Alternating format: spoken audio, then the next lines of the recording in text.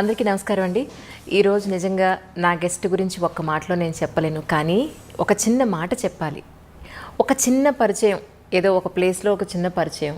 నిజంగా ఆ గెస్ట్కి నేను ఎప్పటికీ రుణపడి ఉన్నాను. ముందైతే గెస్ట్కి వెల్కమ్ చెప్పేద్దాం. మ్యామ్ నమస్కారం. నమస్తే. మిమ్మల్ని ఇలా కలవడం చాలా సంతోషంగా ఉంది. ఇంకోటి ఏంటంటే ఐ డ్రీమ్లో మీరు మొట్టమొదటిసారిగా మాకు ఇచ్చే first interview. I'm really so excited. మీకు చాలా రుణపడి ఉన్నాను. ఎలా అంటే చాలామంది నాతో అన్నారు, విజయశాంతి గారి దగ్గరికి ఏ ఒక్క లేడీ వచ్చినా సరే ఆవిడ ఒక్కసారి మాట ఇస్తే మాట తప్పరు అని. అందరు ఇలాగ చెప్తారులే అనుకున్నాను.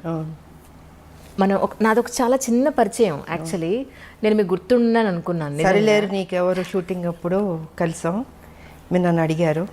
Yes ma'am. సో అప్పుడు అడిగింది ఇప్పుడు కుదిరింది. నిజం మ్యామ్. నాకు ఎంత సంతోషం అంటే, మా లాక్డౌన్లో మీ డోర్ కొట్టి మ్యామ్ ఇంటర్వ్యూ ఒకసారి గుర్తు చేద్దామని వచ్చానంటే, మీరు ఇక్కడి నుంచి అంజలి నువ్వు నాకు గుర్తున్నావు, నేను నీకు ఇంటర్వ్యూ ఇస్తాను, మాట ఇస్తాను అని అన్నారు. మాట ప్రకారం అలాగే నిలబెట్టుకున్నారు. Thank you. నాకు ఇప్పుడు అనిపిస్తుంది ఏంటి అంటే, మీలాంటి వాళ్ళు కదా నిజంగా రాజకీయాల్లోకి రావాలి. మాట ఇచ్చారు అని అంటే అది నిలబెట్టుకునే మనుషులు కదా రాజకీయాల్లో ఉండాలి. But really ma'am, such a great meeting with you. Thank you. చాలా చాలా సంతోషంగా ఉంది. అది నేను నా సంతోషం చెప్పలేకపోతున్నా ఒక మాట. మన ఇంటర్వ్యూ మొదలు పెడతాం, ఇలా ఇంటర్వ్యూ మొత్తం పూర్తనే ఉంటారు. Really ma'am.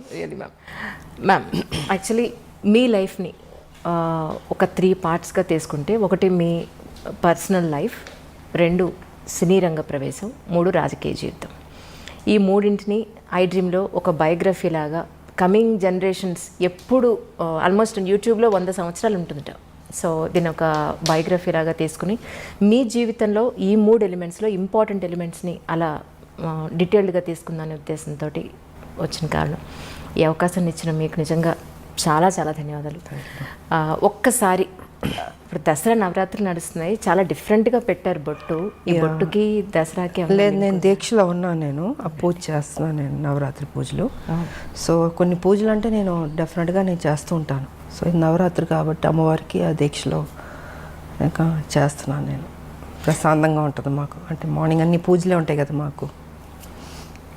గేట్ లోపలికి వస్తుంటేనే గేట్లోకి వస్తుంది ఒక ఫ్లేవర్, ఒక పువ్వుల వాసన, ఒక అగరబత్తి ధూపం. అది ఇల్లంతా మొత్తం పూజలు అగరబత్తులు అన్నీ ఉంటాయి. ఇంకా దేవుడు అంటే ఆ పూజ అంటే ఇంకా దానికి మనం టైం కేటాయిస్తూ ఉంటాం. కాకపోతే రాజకీయం మాకు ఉంటుంది, తప్పదు. సో దేవుడికి ఇవ్వాల్సిన సమయం, ఆ సమయం నేను ఇచ్చేస్తాను. మార్నింగ్ నేను ప్రశాంతంగా ఉంటుంది ముందు. ఈ అంటే పర్టికులర్గా ఆ బుట్ట అలా పెట్టడానికి కారణం ఏదైనా ఉందా అండి? ఏమో నాకు తెలీదు. దేవుని దండం పెట్టుకున్నా అలా పెట్టేస్తాను అంతే. ఇలా పెట్టాలి అలా పెట్టాలని ఏమి ఉండదు. అది ఆ పూజ చేసినంతసేపు స్వామిలో ఆ లీనమైపోతున్నట్టు ఉంటుంది. సో అది అయిన తర్వాత ఆ అమ్మవారి దీవెనతో బుట్ట అలా పెట్టేసుకుంటాను. మరి అది అంటే సుమంగళీళ్ళు ఎప్పుడు ఇలా పెట్టాలి ఒకటి ఉంటుంది లెక్క, ఇదేమో అమ్మవారిది. అది ఒక్కసారి మీ ఫ్యామిలీ గురించి, అమ్మ నాన్న. ఫ్యామిలీ గురించి చెప్పాలంటే నేను, మా మదరు, మా ఫాదరు, ఒక అన్నయ్య, 4 కథ. ఫ్యామిలీ పరంగా చూసుకుంటే చాలా పెద్ద ఫ్యామిలీ. బట్ మా మదర్కి ఫాదర్కి నేను, మా అన్నయ్య ఆయన జస్ట్ ఒక 2-3 years బ్యాక్ చనిపోయారు. సో నేను ఒక్కదానే ఉన్నాను. అండ్ ఇప్పుడు నేను, నా భర్త, అంతే, ఇద్దరమే. చిన్న ఫ్యామిలీ ఇప్పుడు. కానీ మీ గురించి తెలుసుకోవాలి ఇంటర్వ్యూ కోసం అన్నప్పుడు నాకు యూట్యూబ్లో చాలా వీడియోలు, మీ నాన్నగారు అంటే మీకు చాలా ఇష్టమని, మీరు షూటింగ్ టైంలో ఉన్నప్పుడు నాన్నగారు కాలం చేశారని, దాన్ని అసలు ఆ టైంలో మీరు కళ్ళు తిరిగి పడిపోయారని కూడా కొన్ని వీడియోలో చెప్పడం జరిగింది. ఒక్కసారి నాన్నగారి గురించి తెలుసు. యాక్చువల్గా దేవాలయం షూటింగ్ చేస్తున్నాం, అమరావతి, గుంటూరు నుంచి అమరావతి. సో అక్కడ షూటింగ్ చేస్తుంటే అక్కడ ఏంటంటే ఫాదర్కి చితి పెట్టడం సీను, టి కృష్ణ గారు డైరెక్షన్, దేవాలయం, శ్రవణ్ బాబు గారిని. సో అక్కడ ఫాదర్కి చితి పెట్టడం సీన్ నేను వెళ్ళి కూతురు చితి పెడుతుంది. ఆ సమయంలో ఏంటంటే ఇక్కడ చెన్నైలో అప్పుడు మా నాన్నగారు పోవడం జరిగింది. నాకు తెలియదు, చెప్పలే, టి కృష్ణ గారు ఎవరు చెప్పలే. సరే ఈవినింగ్ షూటింగ్ అంతా అయిన తర్వాత ఇన్ఫర్మేషన్ వచ్చింది. ఇప్పుడంటే మనకు సెల్ ఫోన్స్ ఉన్నాయి, అప్పుడంతా ల్యాండ్ లైన్, టైం పట్టేది, దొరికేది కాదు. ఐ థింక్ 6:37కి టి కృష్ణ గారికి వచ్చింది మెసేజ్, ఇలాగా ఫాదర్ పోయారనేసి. సో ఆయన ఏం చేశారంటే పోయారని చెప్పలే నాకు. నైట్ షూటింగ్ ఉండింది, డే అంతా శ్మశానంలో షూటింగు, నైట్ వచ్చి ఈ దశావతారాలు పాటలు తీస్తున్నాం అది. సో దానికి నేను డ్రెస్ చేంజ్ చేసుకోవడానికి క్లాసికల్ డ్రెస్ చేసుకుని రెడీ అయ్యి వస్తున్నాను. టి కృష్ణ గారు అన్నారు, ఇలా నాన్నగారికి బాగాలేదంట, బయలుదేరమ్మన్నారు అన్నారు. అంతే చెప్పారు. ఏమైందంటే లేదు బాగాలేదన్నారు, అంతే టెన్షన్ అవ్వబాకమ్మా, బాగాలేదన్నారు అన్న. సరే ఆల్మోస్ట్ అన్ని ట్రైన్లు వెళ్ళిపోయినాయి. నైటు అంటే అమరావతి నుంచి గుంటూరుకు రావాలి కదా, వచ్చేటప్పటికి 11-12 అయినట్టుంది నాకు. ఇంకా 12 లాస్ట్ ఒక ట్రైన్ ఉండింది, ఆ ట్రైన్ పట్టుకుని నేను చెన్నైకి వచ్చాను. చెన్నైకి వచ్చి ఇంటికి వచ్చి చూసేటప్పటికి నాన్నగారు పడుకుని ఉన్నారు. నాకేం అర్థం కాలే, అట్లా టోటల్గా అప్సెట్ అయిపోయి మధుర అక్కడ కూర్చున్నారు. ఆవిడ వస్తుంది, నాకేం అర్థం కావట్లే. ఎందుకంటే మా నాన్నగారు అంటే చాలా ఇష్టం నాకు నిజంగా. సో ఇంకా అలాగా ఆయన చనిపోవడం జరిగింది. అండ్ దాని తర్వాత మళ్ళీ 1 year గ్యాప్లో మా మదర్ పోయారు. అంటే ఒక దెబ్బ మీద ఇంకొక దెబ్బ. ఆ ఏజ్ చిన్నపిల్లని ఏం తెలుస్తుంది మనకి, తల్లిదండ్రులు ఉండాలని కోరుకుంటాం. అలాంటిది నాన్నగారు ఎన్నో కళ్ళుగా అన్నారు నా కూతురు పెద్ద స్టార్ అవ్వాలి అనేసి. సో ఆ టైం అప్కమింగ్ స్టేజ్ అప్పుడంతా. ఆ సమయంలో ఆయన లేకపోవడం అన్నది పెద్ద సెట్ బ్యాక్ నాకు, నా జీవితంలో పెద్ద బ్లో నాకు. ఇంకా అక్కడి నుంచి మళ్ళీ కోలుకుంటూ మళ్ళీ ముందుకెళ్తుంటే మళ్ళీ మా మదరు. ఇంకా ఇది జీవితం అనుకుని ఇంకా అన్నీ నేనే భుజాన్ని వేసుకొని దిగమింగుకొని బాధ్యత తీసుకొని ఇంకా పనే నాకు సర్వస్వం అనుకుని ముందుకెళ్ళడం జరిగింది. అలా జరిగింది మా మదర్ ఫాదర్ది. కానీ ఒక ఆడపిల్లకండి, అంటే అబ్బాయి సొసైటీలో ఏది ఉన్నా, ఎవరి సపోర్ట్ ఉన్నా లేకపోయినా ఈజీగా అమ్మాయితో కంపేర్ చేస్తే ఈజీగా గెటన్ అయిపోగలుగుతాడు. కానీ ఒక అమ్మాయికి పేరెంట్స్ సపోర్టు, పేరెంట్స్ తర్వాత ఒక మంచి భర్త సపోర్ట్ లేకపోతే అంత ఈజీగా ఏ ప్రొఫెషన్లో ఉన్నా పైకి రావడం ఈజీ కాదమ్మా, చాలా టఫ్ అది. కాకపోతే నాకేంటంటే ఫస్ట్ మదర్ ఫాదర్ పోవడం వల్ల లైఫ్ విలువ, వాల్యూ, బాధ్యత అన్నీ ఆటోమేటిక్గా దేవుడు నాకు తెలిసేటట్టు చేశాడనిపిస్తుంది. సో రైట్ టైంలో ఒక ఏజ్లో మ్యారేజ్ కూడా, అది కూడా నాకు దేవుడు చేశాడన్నదే. ఎవరు లేరు కదా పెద్దలు, ఇలాగ ఈ అమ్మాయికి పెళ్లి సంబంధం చూడాలి, ఈ అబ్బాయికి పెళ్లి చేయాలి అనేది చెప్పేవాళ్ళు లేరు, చూసేవాళ్ళు లేరు. నాకు ఉన్న తల్లిదండ్రులు ఇద్దరు పోయారు. నాకు తెలియకుండా నా లైఫ్లో నా భర్త ఆయన రావడం, కలవడం, అనుకోవడం, పెళ్లి చేసేసుకో, ఆల్ ఆఫ్ సడన్ అన్నీ 6 to 7 monthsలో జరిగిపోయినాయి. సో రైట్ టైంలో రైట్ డెసిషన్ అంటారు చూసారా, అలాగా రైట్ టైంలో దేవుడు ఆయనే నాకు, అంటే ముక్కోడి దేవతలు పెళ్లి చేస్తారన్నట్టు ముక్కోడి దేవతలు దీవించినట్టు ఉండింది నాకు మంచి భర్త ఇచ్చి. రైట్ టైంలో ఒక సపోర్ట్ ఉండాలి అన్నది జరిగింది. సో లైఫ్ ఇదైంది. బట్ ఆడపిల్లలకి ఎప్పుడూ తల్లిదండ్రులు ఉండాలమ్మా. కొంతమందికి స్మూత్గా వెళ్తుంది, కొంతమందికి టఫ్గా ఉంటుంది. సో నాకేంటి అన్నీ దెబ్బలే కదా జీవితంలో, అన్నీ స్మూత్గా ఎప్పుడు లేదు నా లైఫ్. అన్నీ టఫ్గా దెబ్బలు తింటూ నేర్చుకుంటూ ముందుకు వెళుతూనే అనుకున్నది సాధించాను. కాబట్టి మా ఫాదర్ ఒక కోరిక నేను నెరవేర్చాను, పెద్ద స్టార్ అవ్వాలన్నది. దాని తర్వాత మా భర్త సేమ్ అదే బాధ్యత ఆయన తీసుకుని, ఆయన కూడా అక్కడితో ఆపలే. పెళ్ళైన తర్వాత ఏదో ఇంట్లో కూర్చోబెట్టడం లేదు, ఆయన కూడా ఆ బాధ్యత తీసుకుని, ఆ టాలెంట్ ఉన్నవాళ్ళు ఇంట్లో ఉండకూడదు అన్నది ఆయన ఆలోచన కూడా. సో ఆయన కూడా దాన్ని అలా కంటిన్యూ చేసి మీకు కర్తవ్యం అన్నది ఆయన ప్రొడ్యూస్ చేసి, సో ఒక హీరో ఇమేజ్ తీసుకొచ్చింది మా భర్త.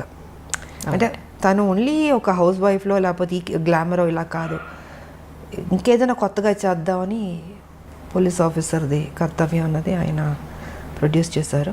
ఇంకా దాని తర్వాత లేడీ అమితాబ్, ఇవన్నీ వచ్చినాయి. అండ్ ఓసే రామలం అదే పెళ్లి చేసేసుకున్న తర్వాత ఇంట్లో కూర్చుని ఉంటే కర్తవ్యం ఉండేది కాదు, ఓసే రామలం ఉండేది కాదు, ఆ హీరో ఇమేజ్ వచ్చేది కాదు. సో క్రెడిట్ ఐ థింక్ మా హస్బెండ్కి ఇవ్వాలి నేను. జనరల్గా మనకు ఉంటుంది చాలే పెళ్లి చేసుకుందాం సెటిల్ అయిపోదాం అనుకుంటాం, కానీ అలా అనుకోలేదు.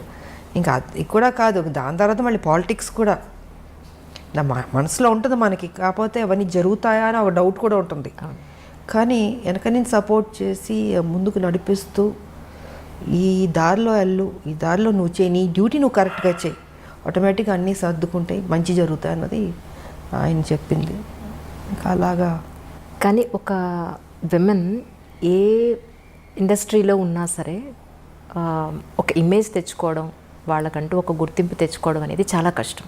అందులో గ్లామర్ ఫీల్డ్లో, ఫిల్మ్ ఇండస్ట్రీలో ఒక హీరో ఇమేజ్ అనండి, అది కమర్షియల్గా అయినా సరే లేదంటే ఒక వాల్యుబుల్ పాయింట్లో అయినా సరే, మీరు ఒక హీరో ఇమేజ్ని అప్పట్లోనే హీరోలతో సమానంగా మీరు రెమ్యునరేషన్ పాయింట్ ఆఫ్ వ్యూలో కానీ మీ ఒక మాటకు విలువ కానీ అప్పుడు మీరు అంతా సంపాదించుకోవడం అనేది మామూలు విషయం కాదు యాజ్ ఎ విమెన్.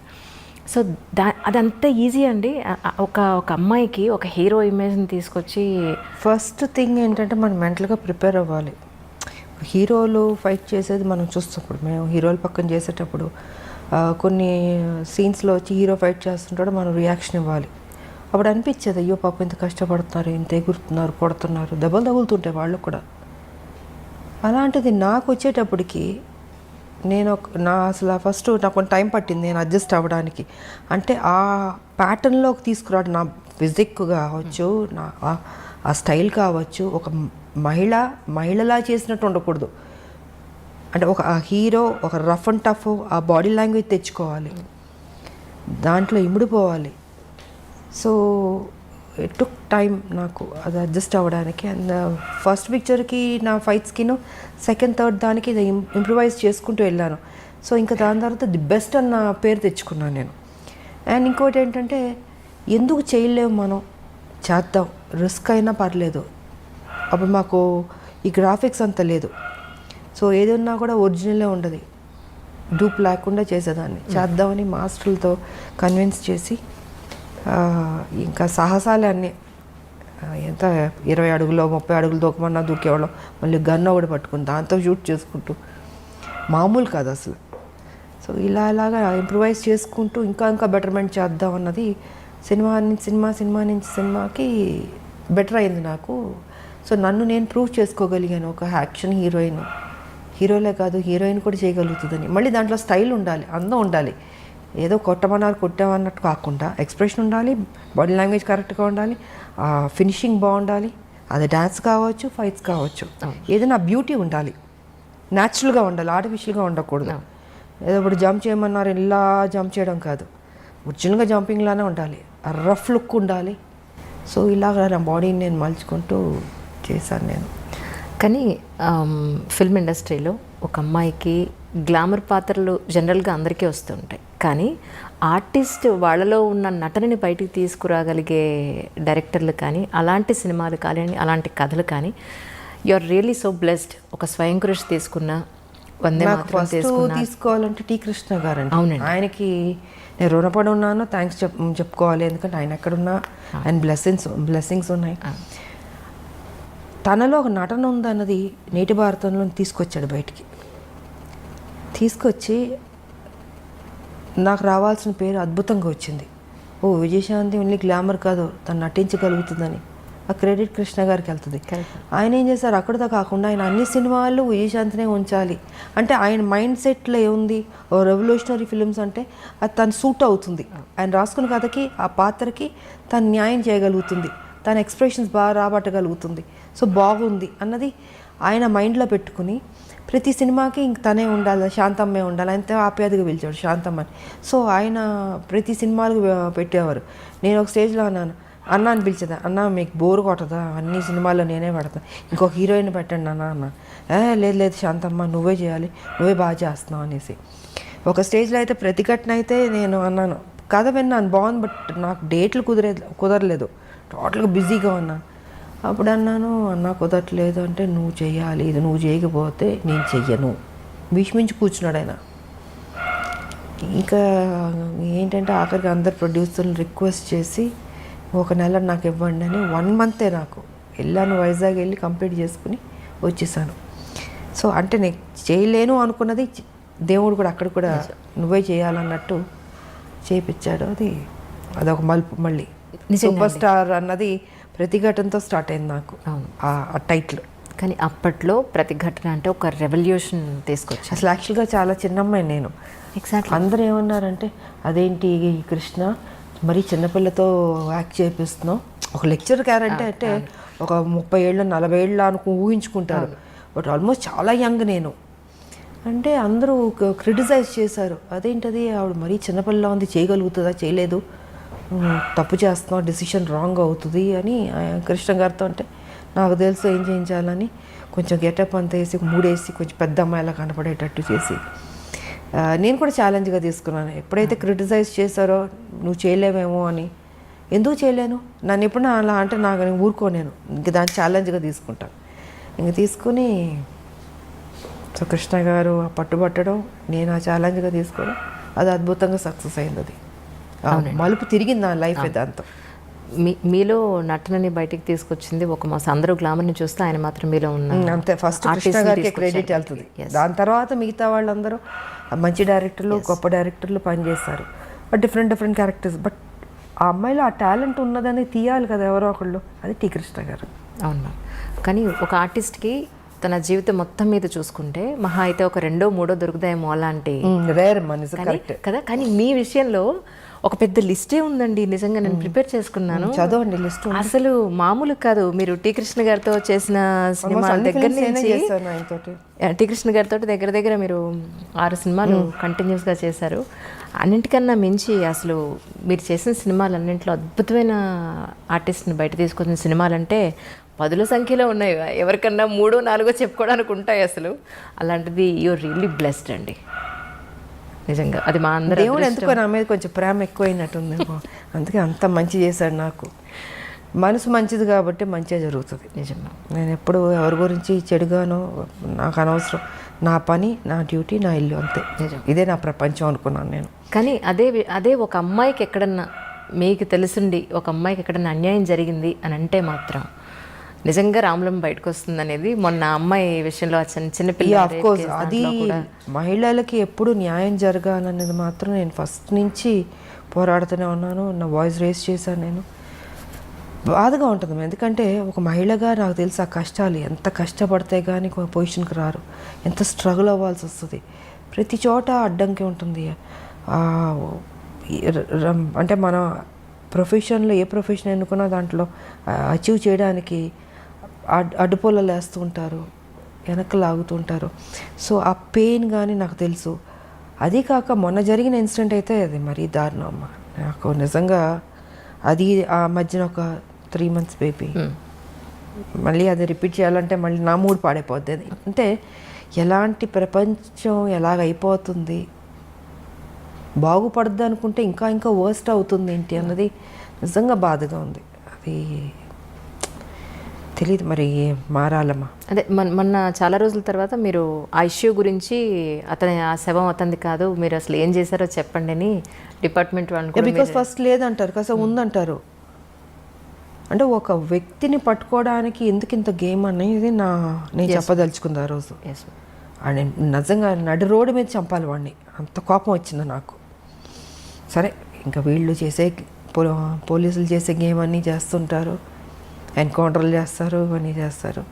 బట్ ఏదైనా అది కరెక్ట్ కాదమ్మా. అది వాళ్ళకి ఎలా వస్తుంది ఈ ఆలోచన తెలియట్లేదు నాకు. పాప ఆ తల్లిదండ్రులు నిజంగా, ఆ తల్లి నేను ఓదార్చలేకపోయినా, ఆవిడ కంటిన్యూస్ ఏడుస్తూనే ఉంది. ఆ పెయిన్ ఎంత ఉంటుందమ్మా నిజంగా, చాలా బాధ వేసింది నాకు. అండ్ నాకు వచ్చిన కోపాన్ని వాడిని అక్కడే పట్టుకుని కొడదామా చంపుదామా అని అంత కోపం వచ్చింది నాకు నిజంగా. అసలు ఆ చంటి బిడ్డ ఎంత ముద్దుగా ఉంది ఆ పాప.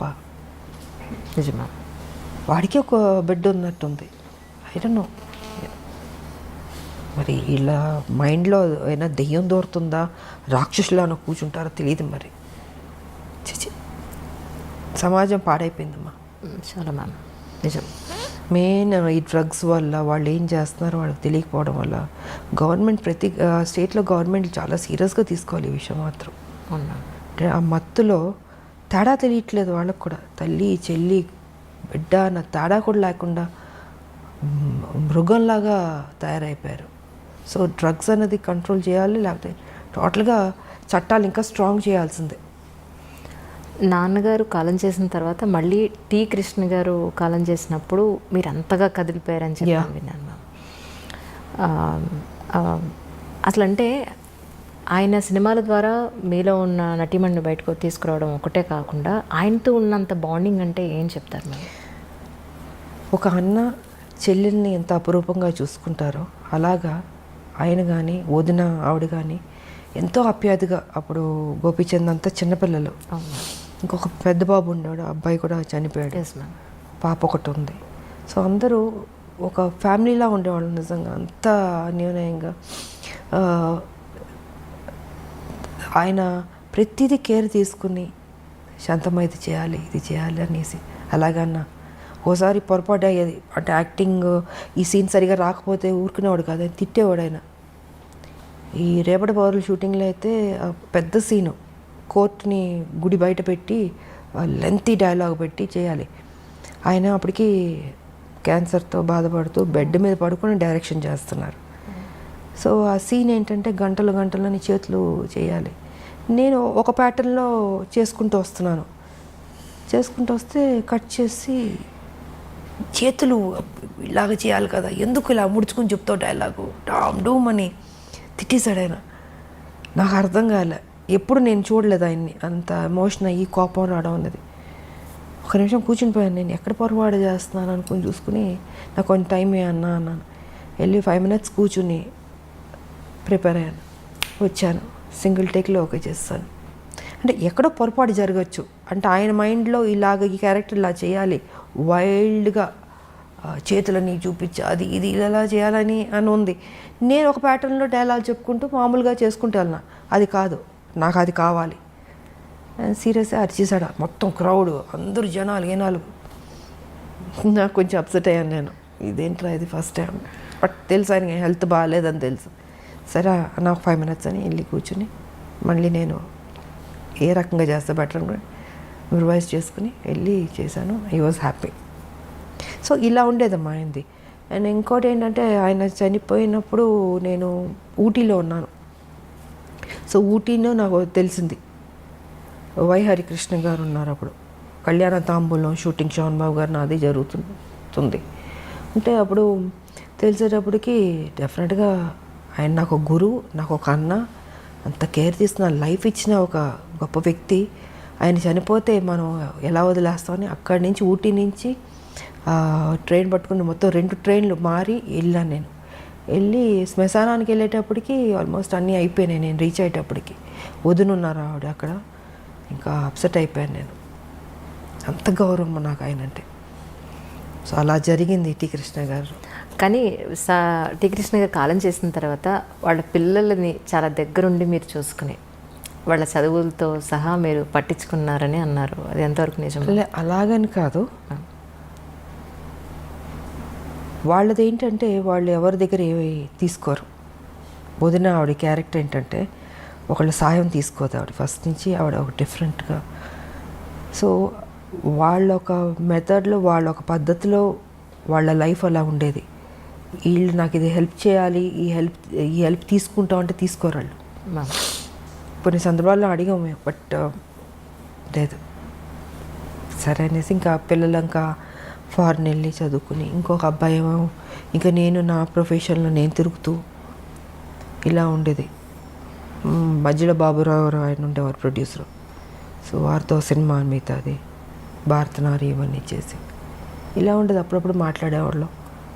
సో నేను ఇంకొకళ్ళని డిస్టర్బ్ చేయలేను కదా, వాళ్ళకి కొన్ని నచ్చినప్పుడు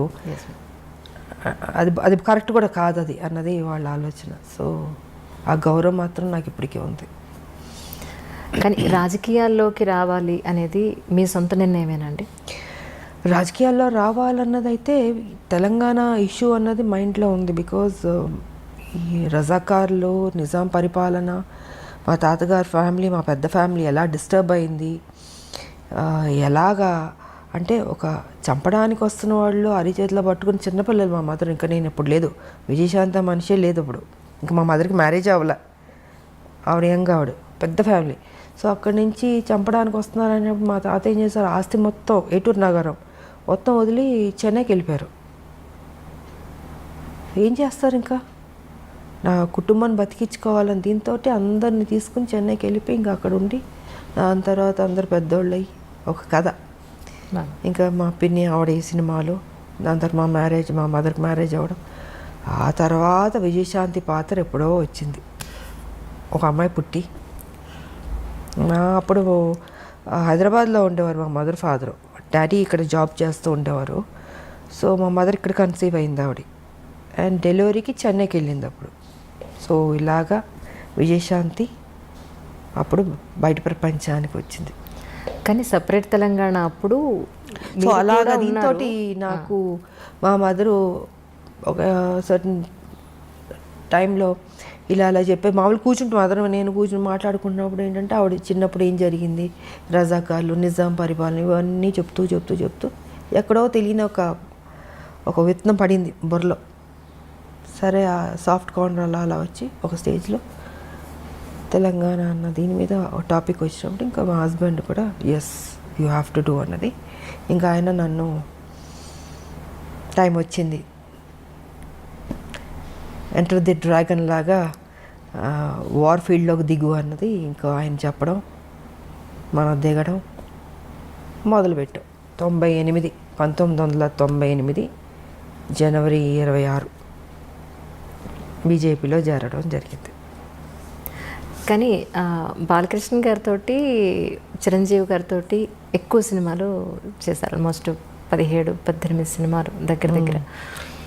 ఒక సినిమా అటు ఇటులో చిరంజీవి గారితో ఎక్కువ, బాలయ్యతో ఇద్దరు ఎక్కువ.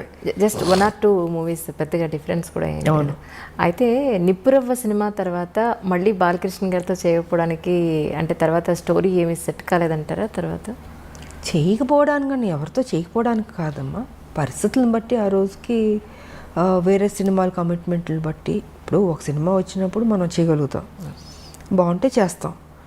అలాగా ఆ తర్వాత మళ్ళీ నాకు నా ఇమేజ్ డిఫరెంట్గా వెళ్ళి కొంచెం ఆ హీరో ఇమేజ్ వచ్చేటప్పటికి నేను ఇంకెక్కువ హీరోయిన్ సబ్జెక్ట్స్ మీద ఆ హీరో ఫిల్మ్స్ లాగా ఎక్కువ చేయాల్సి వచ్చింది. సో కుదరలేదు నాకు, ఇంకా రెమ్యునరేషన్లు పెరిగిపోయినాయి.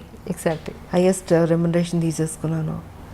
సో న్యాచురల్గా నేను ఒక హీరో అయిపోయాను కాబట్టి ఇంకా నా సినిమాలు నేను చేసుకుంటూ ముందుకు వెళ్ళాల్సి వచ్చింది. అలాగా గ్యాప్ వచ్చింది, అంతేగాని ఇంకేంటి. ఒక హీరోయిన్గా అప్పటి వరకు హీరో పక్కన హీరోయిన్గా యాక్ట్ చేసిన ఒక హీరోయిన్, టాప్ మోస్ట్ హీరోయిన్.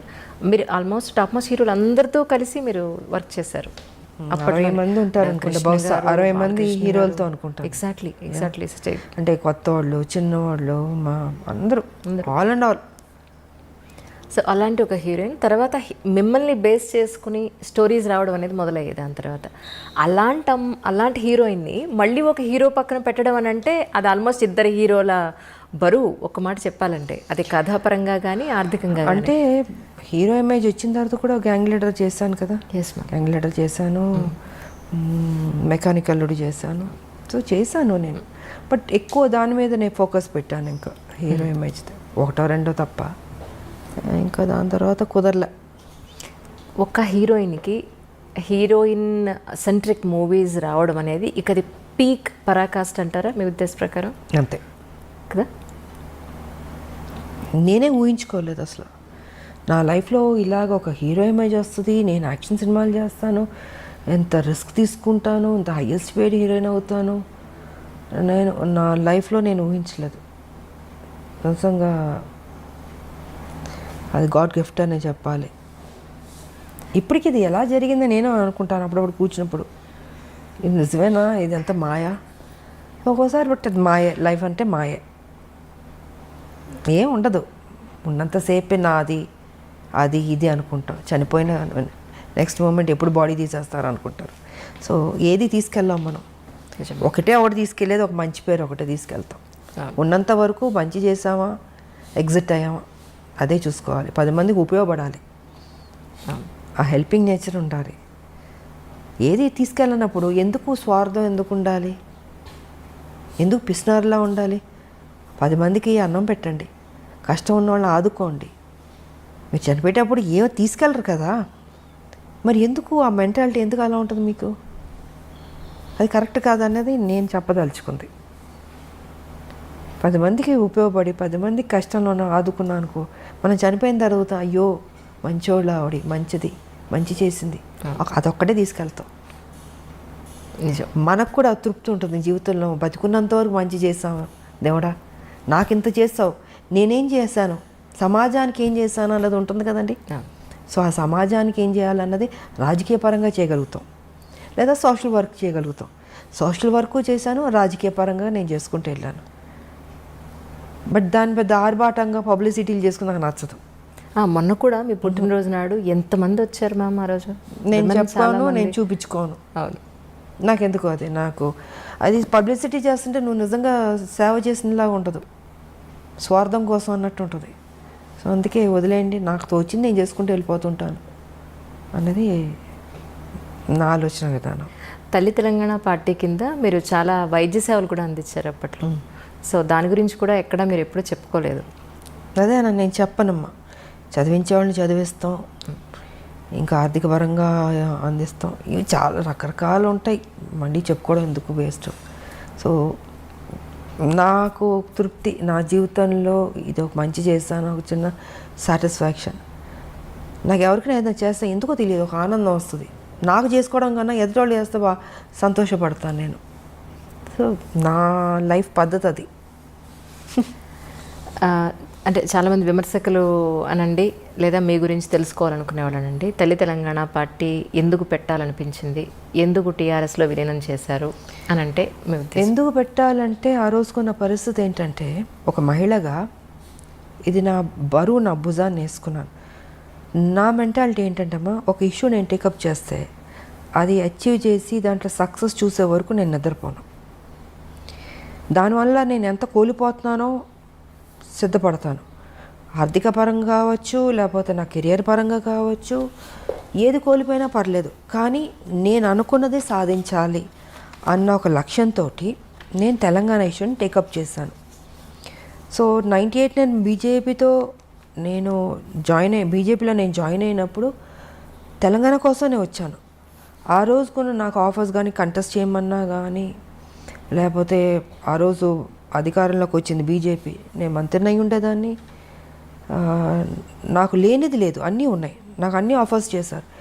కానీ ఇది కాదు కదా, ఒక ఉద్యమం, ఒక తెలంగాణ స్టేట్ అన్నది చాలా పెద్ద విషయం. అది ఒక మహిళగా నేను అది ఉన్నది, ఆల్రెడీ ఉంది, దాన్ని బతికిద్దాం, దాన్ని తీసుకొద్దాం బయటికి, దాన్ని అచీవ్ చేద్దాం అన్న దీంతో ఆ రోజు నేను ఆ నిర్ణయం తీసుకుని చేసుకుంటూ వచ్చాను.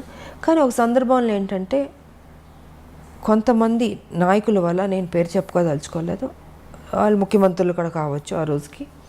సో వాళ్ళు ఏంటంటే ఈ తెలంగాణ రావడం వాళ్ళకి ఇష్టం లేదు. సో దీనివల్ల నేను ఆ రోజుకి ఉన్న పరిస్థితికి నేను పార్టీ విడిచి బయటకు రావాల్సి వచ్చింది. చెప్పాలంటే కూడా చెప్పచ్చు, it's because of TDP. Chandrababu గారు ఆ రోజు పరిస్థితిలో వాళ్ళు అలయన్స్లో ఉన్నారు అందరూ. వాళ్ళు ఏంటంటే ఒప్పుకోవట్లేదు. ఇప్పుడు ఇవాళ మనకి మోడీ గారికి ఉన్న మెజారిటీ, ఫుల్ మెజారిటీ అప్పుడు లేదు.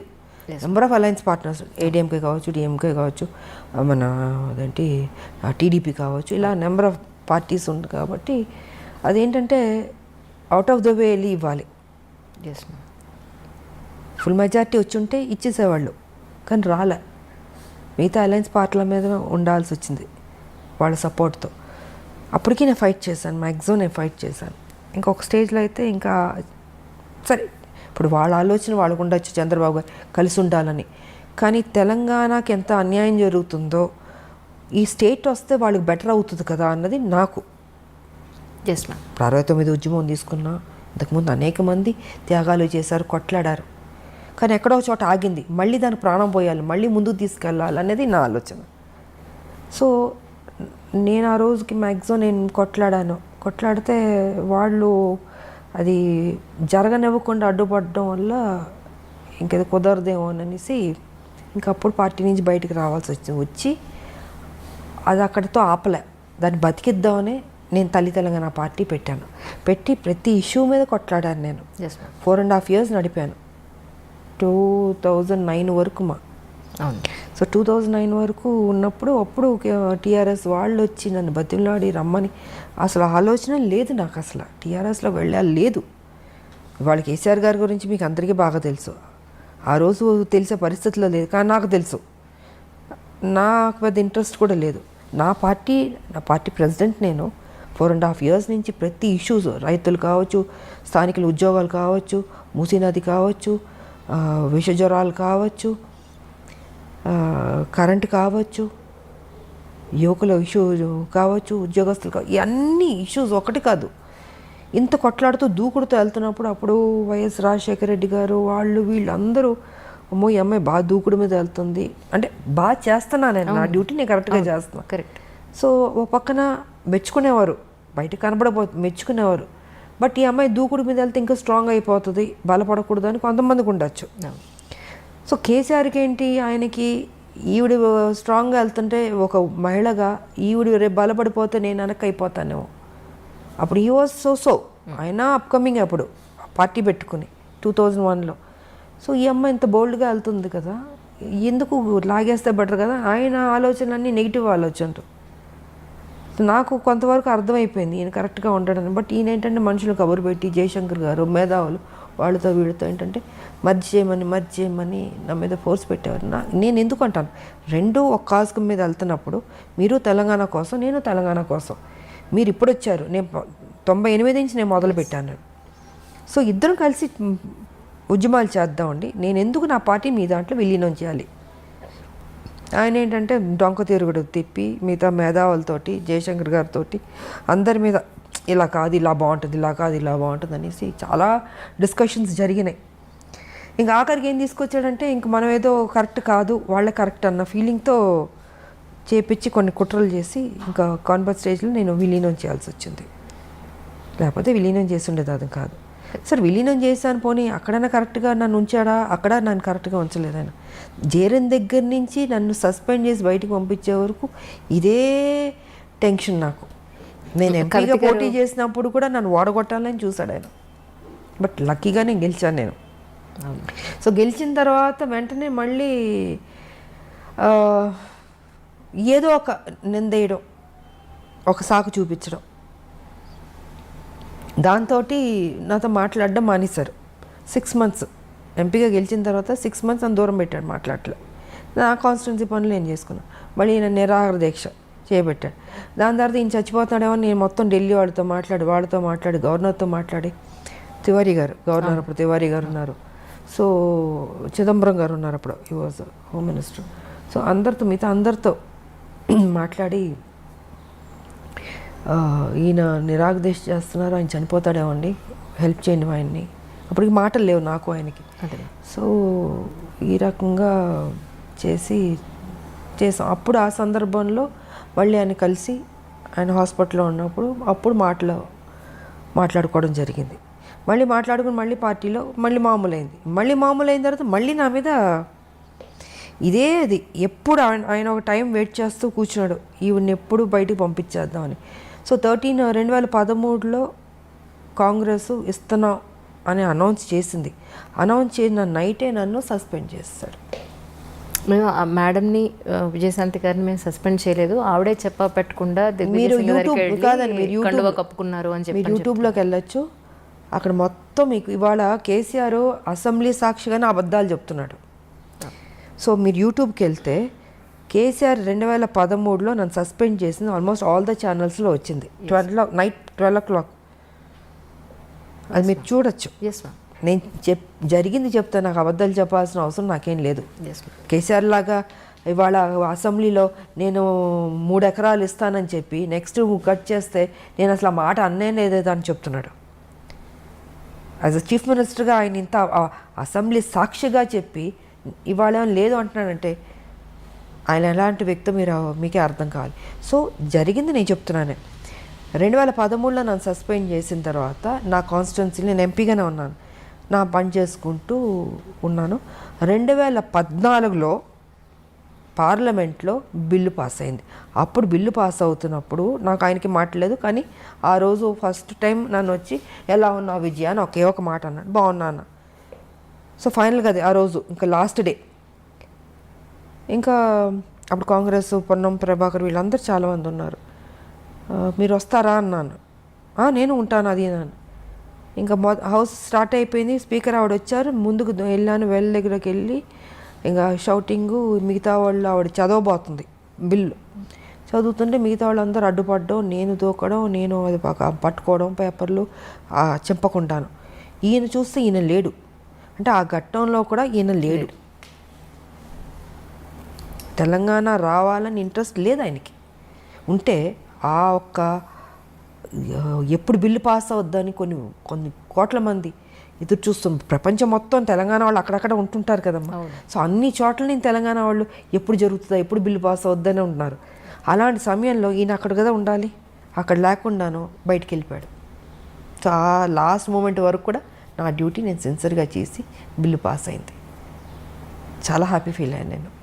అవును మ్యామ్, ఆ టైంలో you are also one of the party. ఒక్కదాన్నే నేను ఉన్నది ఇద్దరు ఎంపీలు ఒక ఆయన లేడు, వచ్చాడు వెళ్ళిపోయాడు. సో చివరి వరకు బిల్లు పాస్ అయ్యే వరకు నేను ఉన్నాను. ఆ రోజు బిల్లు పాస్ అయింది, నేను అనుకున్నది సాధించాను. మొత్తం మీ అంటే ఇంత ట్రావెలింగ్ పట్టింది నాకు. బీజేపీ నుంచి, నా తల్లి తెలంగాణ నుంచి, టీఆర్ఎస్ దగ్గర నుంచి, కాంగ్రెస్ దగ్గర నుంచి ఇంత ట్రావెలింగ్.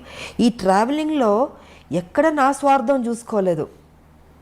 విజయశాంతి ఒక పెద్ద స్టారు, తెలంగాణ కోసం కొట్లాడుతుంది. ఆవిడ అడిగితే ఏదో ఇవ్వడానికి అన్ని పార్టీలు రెడీ. ఆయన మిగతా పార్టీలు అందరూ నాకు ఏం కావాలో తీసుకోండి, మా పార్టీలోకి రండి అన్నీ అడిగారు. కానీ ఎప్పుడూ పదవులకి కానీ దేనికి నేను లొంగలే. నేను దేనికి వచ్చాను? తెలంగాణ కోసం. అది నాకు ముఖ్యం. మీరు నాకు డబ్బులు ఆశ చూపించినా, పదవులు ఆశ చూపించినా, సీఎం పదవులు చూపించినా నాకు వద్దండి, నాకు తెలంగాణ ఇవ్వండి అని ప్రతి నిమిషం నేను టెన్షన్ పడ్డాను నేను. సో ఇలా జరిగింది నా కెరియర్, పొలిటికల్ కెరియర్ ఇలా ఇంత స్ట్రగుల్తో కూడి. బట్ ఫైనల్గా నేను అనుకున్నది అచీవ్ చేశాను. అది నాకు ఎప్పుడైతే మీ తాతగారు అప్పటి రోజుల నుంచి ప్రాణం చేతపట్టుకుని మీరు అక్కడికి వెళ్ళారు, మళ్ళీ ఇన్నాళ్ల తర్వాత మీ కళ నెరవేరింది అనుకోవచ్చు. అదే రాస్తుంటుంది, ప్రతి బియ్యం మీద పేరు రాసినట్టు నాకు రాసింది తెలంగాణ నువ్వు కొట్లాడాలి, పార్లమెంట్లో నీ చేతుల మీదుగా రావాలి అన్నది రాసినట్టుంది. అది జరిగింది. మరి ఇంతకుముందు ఇంతమంది ఎంపీలు గెలిచారు, ఎప్పుడు రాలేదు. ఫైనల్ ఇద్దరిలో ఒకళ్ళు. నా డ్యూటీ నేను సక్రమంగా చేశాను. సార్ విమర్శించే వాళ్ళు విమర్శిస్తారు, విమర్శించేటట్టు చేస్తారు కేసీఆర్. దీన్ని నేను పెద్ద పట్టించుకోవాల్సిన అవసరం లేదు. నా మనస్సాక్షికి తెలుసు, నా నిజాయితీ తెలుసు, నేను సిన్సియర్గా పనిచేస్తాను తెలంగాణ కోసం. రీసెంట్గా బీజేపీలో నాయకులు ఒక ఆయన అన్నారు ఏంటంటే, విజయశాంతి గారికి ఇప్పుడు కమింగ్ ఎలక్షన్స్లో ప్రత్యక్ష రాజకీయాల్లో పోటీ చేస్తున్నారండి, ఒక పెద్ద పోస్ట్ రాబోతోంది. ఎందుకు అని అంటే ఆవిడకి దేని మీద ఆశ లేదు, వాళ్ళకంటూ ఎవరున్నారండి, మొగుడు పెళ్ళం వాళ్ళిద్దరు తప్ప వాళ్ళకి ఇంకేం కావాలి. ఇప్పుడు వెనకాతల పిల్లలు ఉన్నారు, లేకపోతే ఇంకా పెద్ద ఫ్యామిలీ ఉంది, వాళ్ళ కోసం కూడబెట్టాలి అనేది లేదు. ఆవిడకి ఇంకేం కావాలి, సొసైటీ గురించి తప్ప ఇంకా పెద్దగా ఆలోచించే పరిస్థితి లేదు. మేడం అయితే ఆ పరిస్థితిలో ఉన్నారు కాబట్టి ఇప్పుడు ప్రత్యక్ష రాజకీయాల్లో చాలా డైరెక్ట్గా ఇప్పుడు నెక్స్ట్ ఎన్నికల్లో మీకు ఒక మంచి పోస్ట్ రాబోతోంది అని చెప్పని అన్నారు. ఇది ఎంతవరకు నిజం అంటారు? ఒకటమ్మా, నేను ఏనాడు పోస్టుల కోసం పరిగెత్తిందో తాపత్రయపడిందో నా లేదు. నా ప్రజలకు మేలు జరిగితే చాలు, నన్ను ఏం చేయమంటారు చెప్పండి, నేను చేస్తాను. నా జీవితం అన్యాయం అయిపోయినా పర్లేదు, కానీ నా ప్రజలు 4 కోట్ల ప్రజలు, వాళ్ళకి మేలు జరిగితే చాలు అన్నదే తప్ప ఇంతకాలం ఎన్ని నాకు రెడ్ కార్పెట్లు వేశారమ్మా. మీకు ఏం కావాలో చెప్పండి, మీరు మా పార్టీలో రండి, ఇది ఇస్తా అది ఇస్తా. నమస్కారం కూడా పెట్టాను. నా తెలంగాణ ఇవ్వండి చాలు, ఇంకా అంతకంటే మిమ్మల్ని నేనేం కోరుకోను. నాకు పెద్ద ఆశ లేదమ్మా, డబ్బు అన్నీ చూశాను కదా, ఇంకేముంటుంది. మీరు చెప్పినట్టు నాకేమీ లేదు. నా పిల్లలు కూడా వద్దు అనుకున్నా, అన్నీ వద్దు, తెలంగాణ వస్తే చాలు, 4 కోట్ల మంది బతుకుతే చాలు. సో అలా ఉండింది. అండ్ ఇప్పుడు పార్టీ ఏ బాధ్యత ఇచ్చినా అది నా బాధ్యతగా అనుకుంటాను, నా డ్యూటీగా చేస్తాను నేను. అయ్యో అది పెద్ద పోస్టు, ఇది పోస్టు, నాకేమీ లేదు. ఎంత పెద్ద, ఎందుకంటే ఇంకా పెద్దది హిమాలయ అంత పెద్దది ఇచ్చినా కూడా ఇదే విజయశాంతి, అదే బాధ్యత, అదే సేవ ప్రజలకి. ఎందుకు పిల్లలు లేరు, ఇంక దేనికి నేనేం చేసుకోవాలి? నేను మా హస్బెండ్ ఇద్దరమే తెలంగాణ కోసం అన్నీ పక్కన పెట్టేశాను. సో ప్రజలకు బాగా జరిగింది అనుకో. నా బాధ ఇవాళ ఏంటంటే ఇంత కష్టపడి తెలంగాణ సాధించాం, 1200 మంది చనిపోయారు, వాళ్ళ ఆత్మ శాంతించాలంటే అసలు సిసలైన తెలంగాణ రావాలి అనుకుంటే ఆ తెలంగాణ రాలే, దోపిడీ తెలంగాణ జరుగుతుంది. ఇది నాకు బాధగా ఉంది. దీని మీద నేను ఫైట్ చేస్తున్నాను. నేను కేసీఆర్ గారు కూడా ఒక్కసారి మేము గుండె మీద చేపెట్టుకుని ఆలోచించండి, మీరు చేస్తుంది రైట్ ఆర్ రాంగా అని. మీకు వయసు అయిపోయింది, ఇంకెంతకాలం బతుకుంటారు? కనీసం మీరు వెళ్ళే లోపల మంచి చేసి వెళ్ళాలన్న ఆలోచన మీకు తట్టట్లేదు కేసీఆర్ గారు. మనం ఎన్ని మాటలు మాట్లాడుకున్నాం తెలంగాణ, ఎన్ని విషయాలు మనం డిస్కస్ చేస్తాం తెలంగాణ. ఇవాళ ఏమైపోయింది? మీకు ఎలా మనసు వస్తుంది ఆ అమాయక ప్రజల్ని మోసం చేయాలని? మీకు దేవుని భక్తి ఉంటుంది. ఒకసారి ఆలోచించండి. ఇంత అబద్ధం, ఇంత మోసం అండి. ఇంత డబ్బు తిన్నారు కదా, ఏం చేసుకుంటాడు ఆయన చెప్పండి? 1,00,000 కోట్ల పైన మీరు తీసుకున్నారు తెలుసు అందరికీ. ఏం చేసుకుంటారు? ఆల్మోస్ట్ మీరు 70కి వెళ్ళబోతున్నట్టున్నారు. ఏం తినడానికి ఉండదమ్మా, తినేది ఇంతే తింటాం. కానీ మీరు కొంచెం మారండి. నేను అదే అంటున్నా, కేసీఆర్ గారు మీరు ఇప్పుడైనా మారండి. 2 సార్లు మీకు ప్రజలు అవకాశం ఇచ్చారు. ఆ ప్రజలు వాళ్ళ మొహాలు చూడండి. వాళ్ళని చూస్తే మీకు మోసం చేయబుద్ధి అవుతుందా? మీకు తప్పనిపించట్లేదు మీకు నిజంగా? కనీసం ఇప్పుడైనా మారి మంచి చేసన్నా ఈ భూమిని విడిచి వెళ్ళండి. మీకు వెళ్ళాల్సిన టైంలో మీరు ఉండండి, 100 ఏళ్ళు బతకండి కాదట్లే, కానీ తప్పు చేసి వెళ్ళొద్దు, మంచి చేసి వెళ్ళండి. ఉద్యమంతో చేసాం మనం, ఆ చిన్న తప్పు కూడా వద్దు, ఆ రిమార్క్ కూడా వద్దు అన్నది నేను ఆయనకి చెప్తున్నా. నేను ఆయన తీసుకుంటాడని నేను అనుకోవట్లేదు, బట్ నా డ్యూటీ నేను చెప్తున్నాను. ఇప్పుడు ప్లస్ తెలంగాణ గవర్నమెంట్కి మీరు ఎన్ని మార్కులు ఇస్తారు? నేను ఇవ్వను. నేను అదే చెప్తున్నాను. ఇప్పుడు ఇంతసేపు చెప్పింది ఆయన మంచి చేస్తుంటే మీరు మంచి చేశారని నేను మెచ్చుకుంటాను. ఇప్పుడు మిగతా నేను బీజేపీలో ఉన్నాను అని కాదమ్మా. ఆయన కేసీఆర్, నేను విజయశాంతి, మనం పని చేసాం, ఉద్యమంలో కొట్లాడాం. కానీ ఇవాళ మీరు ఒక ముఖ్యమంత్రి అయ్యారు. ముఖ్యమంత్రి అయిన వెంటనే నేను ఒక్కరోజు కూడా మిమ్మల్ని నేను విమర్శించలే, తిట్టలే. 3 ఏళ్ళు మీకు టైం ఇచ్చాను నేను. సరే, కొత్త పార్టీ, కొత్తగా వచ్చారు, బాగా చేస్తారు, ఒక నమ్మకం. ఉద్యమం నుంచి వచ్చిన మనిషి కాబట్టి ఆయనకు ఆ బాధ్యత తెలుసు. ఎక్కడ ఏ ప్రాబ్లం ఉంది, ప్రజలకు ఏ కష్టాలు ఉన్నాయి, ఎక్కడ ఏ ప్రాబ్లం తీర్చాలని తెలుసు కాబట్టి చేస్తాడు అనుకున్నా. కానీ చేయలే. ముఖ్యమంత్రి కుర్చీలో కూర్చోగానే ఆయన ఆలోచనలు మారిపోయినాయి, మనిషి మారిపోయాడు. ఉద్యమం ఉన్న కేసీఆర్ గారు వేరు, ఇప్పుడున్న కేసీఆర్ వేరు. అహం పెరిగిపోయింది. ఎవరిని ఒకళ్ళు విమర్శిస్తే దాన్ని అంటే అది మనసుకు తీసుకుంటున్నాడు ఆయన. అంటే ఒక వెంజెన్స్ లాగా వాళ్ళ మీద కేసులు పెట్టడం, సంబంధం లేని కేసులు, పాపం ఎంతోమందిని వేధించడం. అది చిన్నవాళ్ళ పెద్దవాళ్ళు ఎవరైనా సరే ఏ రకంగా వెళ్ళిపోతున్నాడు అంటే, ఏజ్ అయ్యే కొద్దీ మనం గతంలో చేసిన తప్పుల్ని, మన తప్పుని దిద్దుకుని మనం మారడానికి ట్రై చేస్తాం. కానీ ఈయన మారతలే. ఏజ్ అయ్యే కొద్దీ ఇంకా అగ్రెసివ్గా, నెగిటివ్గా, హార్ష్గా, క్రిమినల్గా ఈ రకంగా తయారవుతుంటే మరి నాకు ఈయనకి ఎక్కడి నుంచి వస్తుంది ఈ ఆలోచన నాకు అర్థం కావట్లే. ఫామ్ హౌస్లో కూర్చున్నది ఏ రకంగా మనం మోసం చేస్తూ వెళ్దాం అన్నది ఆలోచిస్తున్నాడు తప్ప ఇది మంచి చేద్దాం అన్నది లేదు. ఒక ముఖ్యమంత్రి అంటే పబ్లిక్లో ఉండాలి, ప్రజల్లో తిరగాలి. సో ఈయనైతే ప్రజల్లో తిరగట్లేదు. ఎంతసేపు ఫామ్ హౌస్లో కూర్చుని ఆలోచిస్తూ ఉన్నాడు. ఏ ఆలోచన అంటే మంచి ఆలోచన కాదు, చెడ్డ ఆలోచనలు. ఈ ఎన్నికలకి ఇలా మోసం చేద్దాం, ఆ ఎన్నికలకి ఇలా మోసం చేద్దాం ప్రజల్ని. నువ్వు ఎవరిని మోసం చేస్తున్నావు? ప్రజలు. ఆ ప్రజల్ని నువ్వు 2 సార్లు గెలిపించారు. అది తప్పనిపించట్లేదా అంటాను నేను.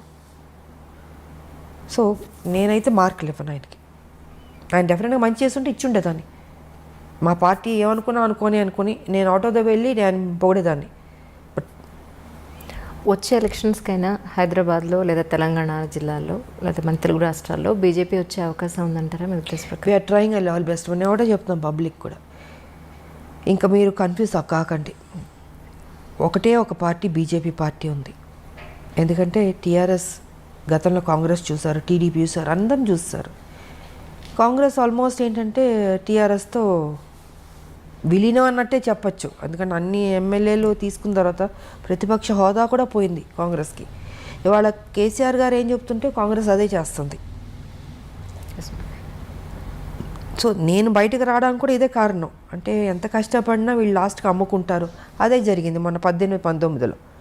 ఇంకా వీళ్ళు కరెక్ట్ కాదు, వీళ్ళు కొట్లాడేవాళ్ళు కాదు, వీళ్ళు డబ్బులకు అమ్ముడుపోయేవాళ్ళు, ప్యాకేజీలు తీసుకునేవాళ్ళని కొంతమంది చేస్తున్న తప్పుకి ఆ పార్టీ మొత్తానికే అందరికి మీద పడుతుంది. సో ఆ కొంతమంది సరిలేదు ఆ పార్టీలో, దానివల్ల కాంగ్రెస్ మర్యాద పోయింది. సో ఇవాళ నేనేమంటానంటే పబ్లిక్కి 4 లక్షల కోట్లు అప్పులు అయిపోయినాయి, తెలంగాణ డెవలప్మెంట్ లేదు. కేసీఆర్ ఎంతసేపు డబ్బుతో ఓటుతో కొనొచ్చు అని ఆ ప్యాటర్న్లో వెళ్తున్నాడు. ఆయన ఏం చేయడు. ఇంకా మీకు ఉన్నది ఒక బీజేపీ. సో దీన్ని సెటరేట్ చేయాలన్నా, డెవలప్ ఎంతైనా కొంత బెటర్ అవ్వాలన్నా, ఒక డిసిప్లిన్, ఒక అడ్మినిస్ట్రేషన్ బాగుండాలన్నా ఆ ఒక్క బీజేపీ వల్లే సాధ్యం.